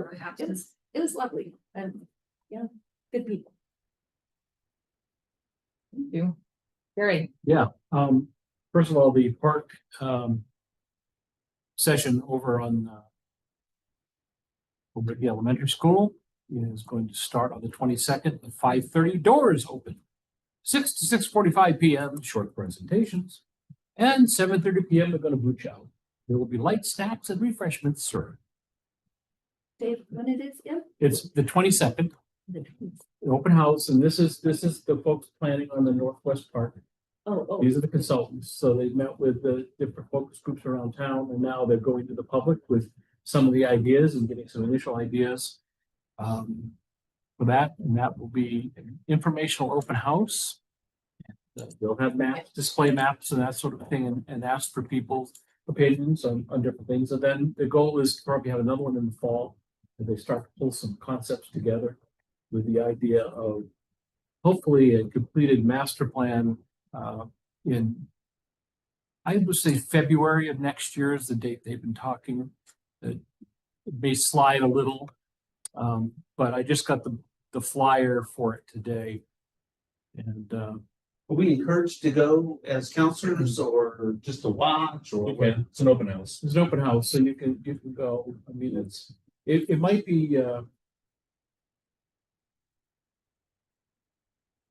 I mean, it's public outreach centric, yeah, correct? I mean, it's the kind of a thing where you can kind of get a sense of this is really an informational gathering, sort of an end. Yeah.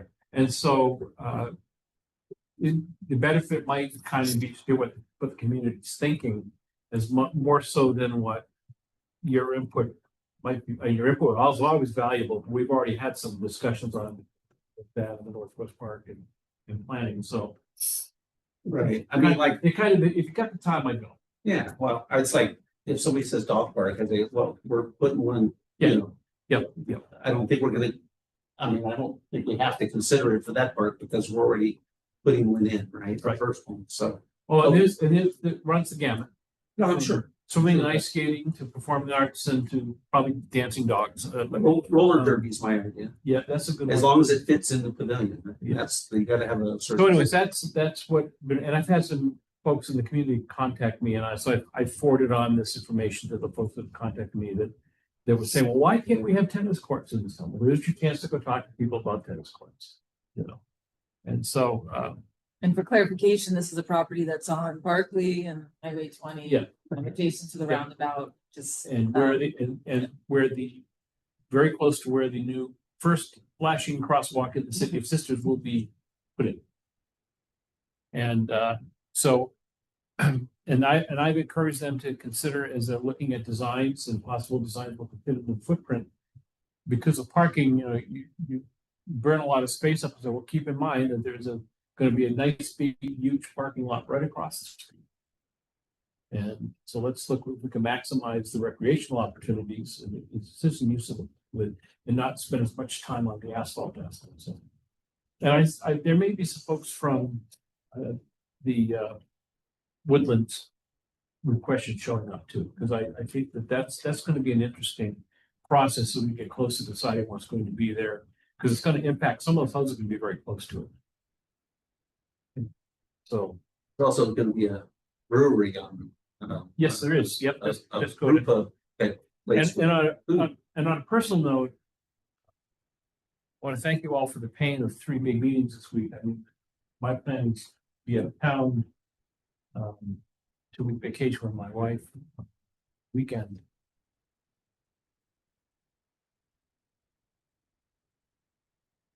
Probably be here. We're just sitting. So, but I thank you for putting up with the long. And that goes for staff too. So I know the meeting got moved to the budget committee meeting got moved so that I can be a part of it. Oh, I'm glad you're there. Did it. You can call us on off days if you want. You're more than welcome. We're here for you. All fine, it's all good. Anything else? Nope. Okay, Done. I know it's been 3 weeks, we all attended Arbor Day event. That amazingly was in the last 3 weeks. Sponsored by the city, and it's a great turnout. I think it was over 30 people, and we planted a whole bunch of trees, dozens of trees over there by the roundabout. Our next generation of ponderosas. So thanks to Amy Schupas and the rest of staff for putting that together. That was a lot of fun. She got to be on TV. I'm sure she was excited about that. I attended the grand opening of the Grove apartment building, which is just right across the street from our new transit center. That's getting close to phase 1 completion. So that was interesting to kind of meet with the builders, and so that's about 25% leased out, or at least the signed leases on it already. They give you what the prices are. I can look that up. I just curious. Yeah. And I think sometimes we forget, sometimes, oh, those places are expensive and nothing's cheap anymore. We forget that apartments usually include things like, garbage, water, and, and some other amenities. And they have nice amenities there. And, but that was something the council had a big part in, right? Because that was, when that was proposed, it was MFR, and we needed to, we had to make sure that, there was multifamily there. And we also pushed to have the multifamily constructed early phase. And it was really one of the first projects that they actually took on at that location. And so it's completed, and great location.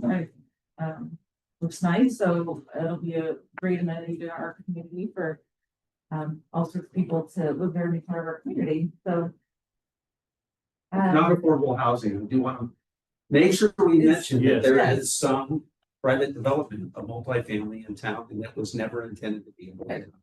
It's just market rate housing. That's just, we need all of it. we need all of it. Yeah.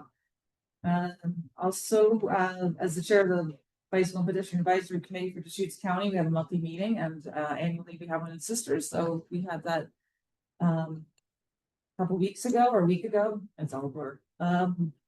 And Jackson put together a really great presentation on all the projects we've done or in progress, or hoping to do or planning to do. It's kind of a 2-year window of projects. So everybody was a good turnout, and everybody was really excited to hear everything that we're doing here. And which is kind of the part. It's just it's a place where people can kind of share ideas and see what everybody's working on. So that was successful, and always love showing off what we're doing in Sisters to the wider audience. And I'll just say that I did have somebody else ask about in regards to also it's mental health awareness month. It's also stroke awareness month. Somebody reached out to me about that, so kind of make a note of that as well. Which there's obviously some very obvious signs of stroke, and they're easy to learn, and I just encourage anybody to learn those.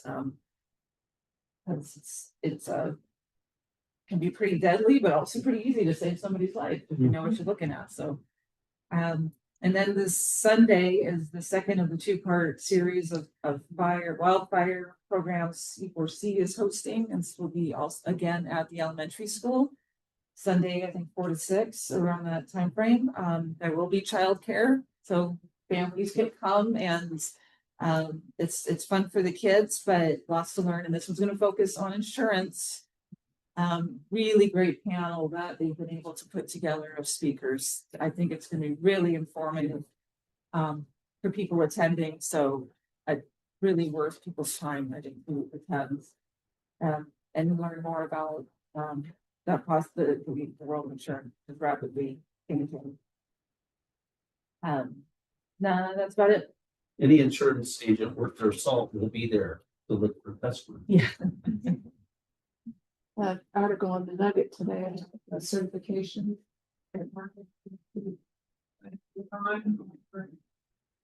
Residents that improve the 5C defensible space and hopefully I can get a break on insurance. Yeah, and it's, Governor Protect is like, you know, that big path for that goes to mental health. Prepared home programs. But we're doing the work that's gonna really help people. Yeah. That's great. I mean, that's. what we're- Hello, where we at, right? All right, anything else? All right, It's good to have you. with that, I adjourn this meeting. Thanks, everyone. That's kidding. Yeah.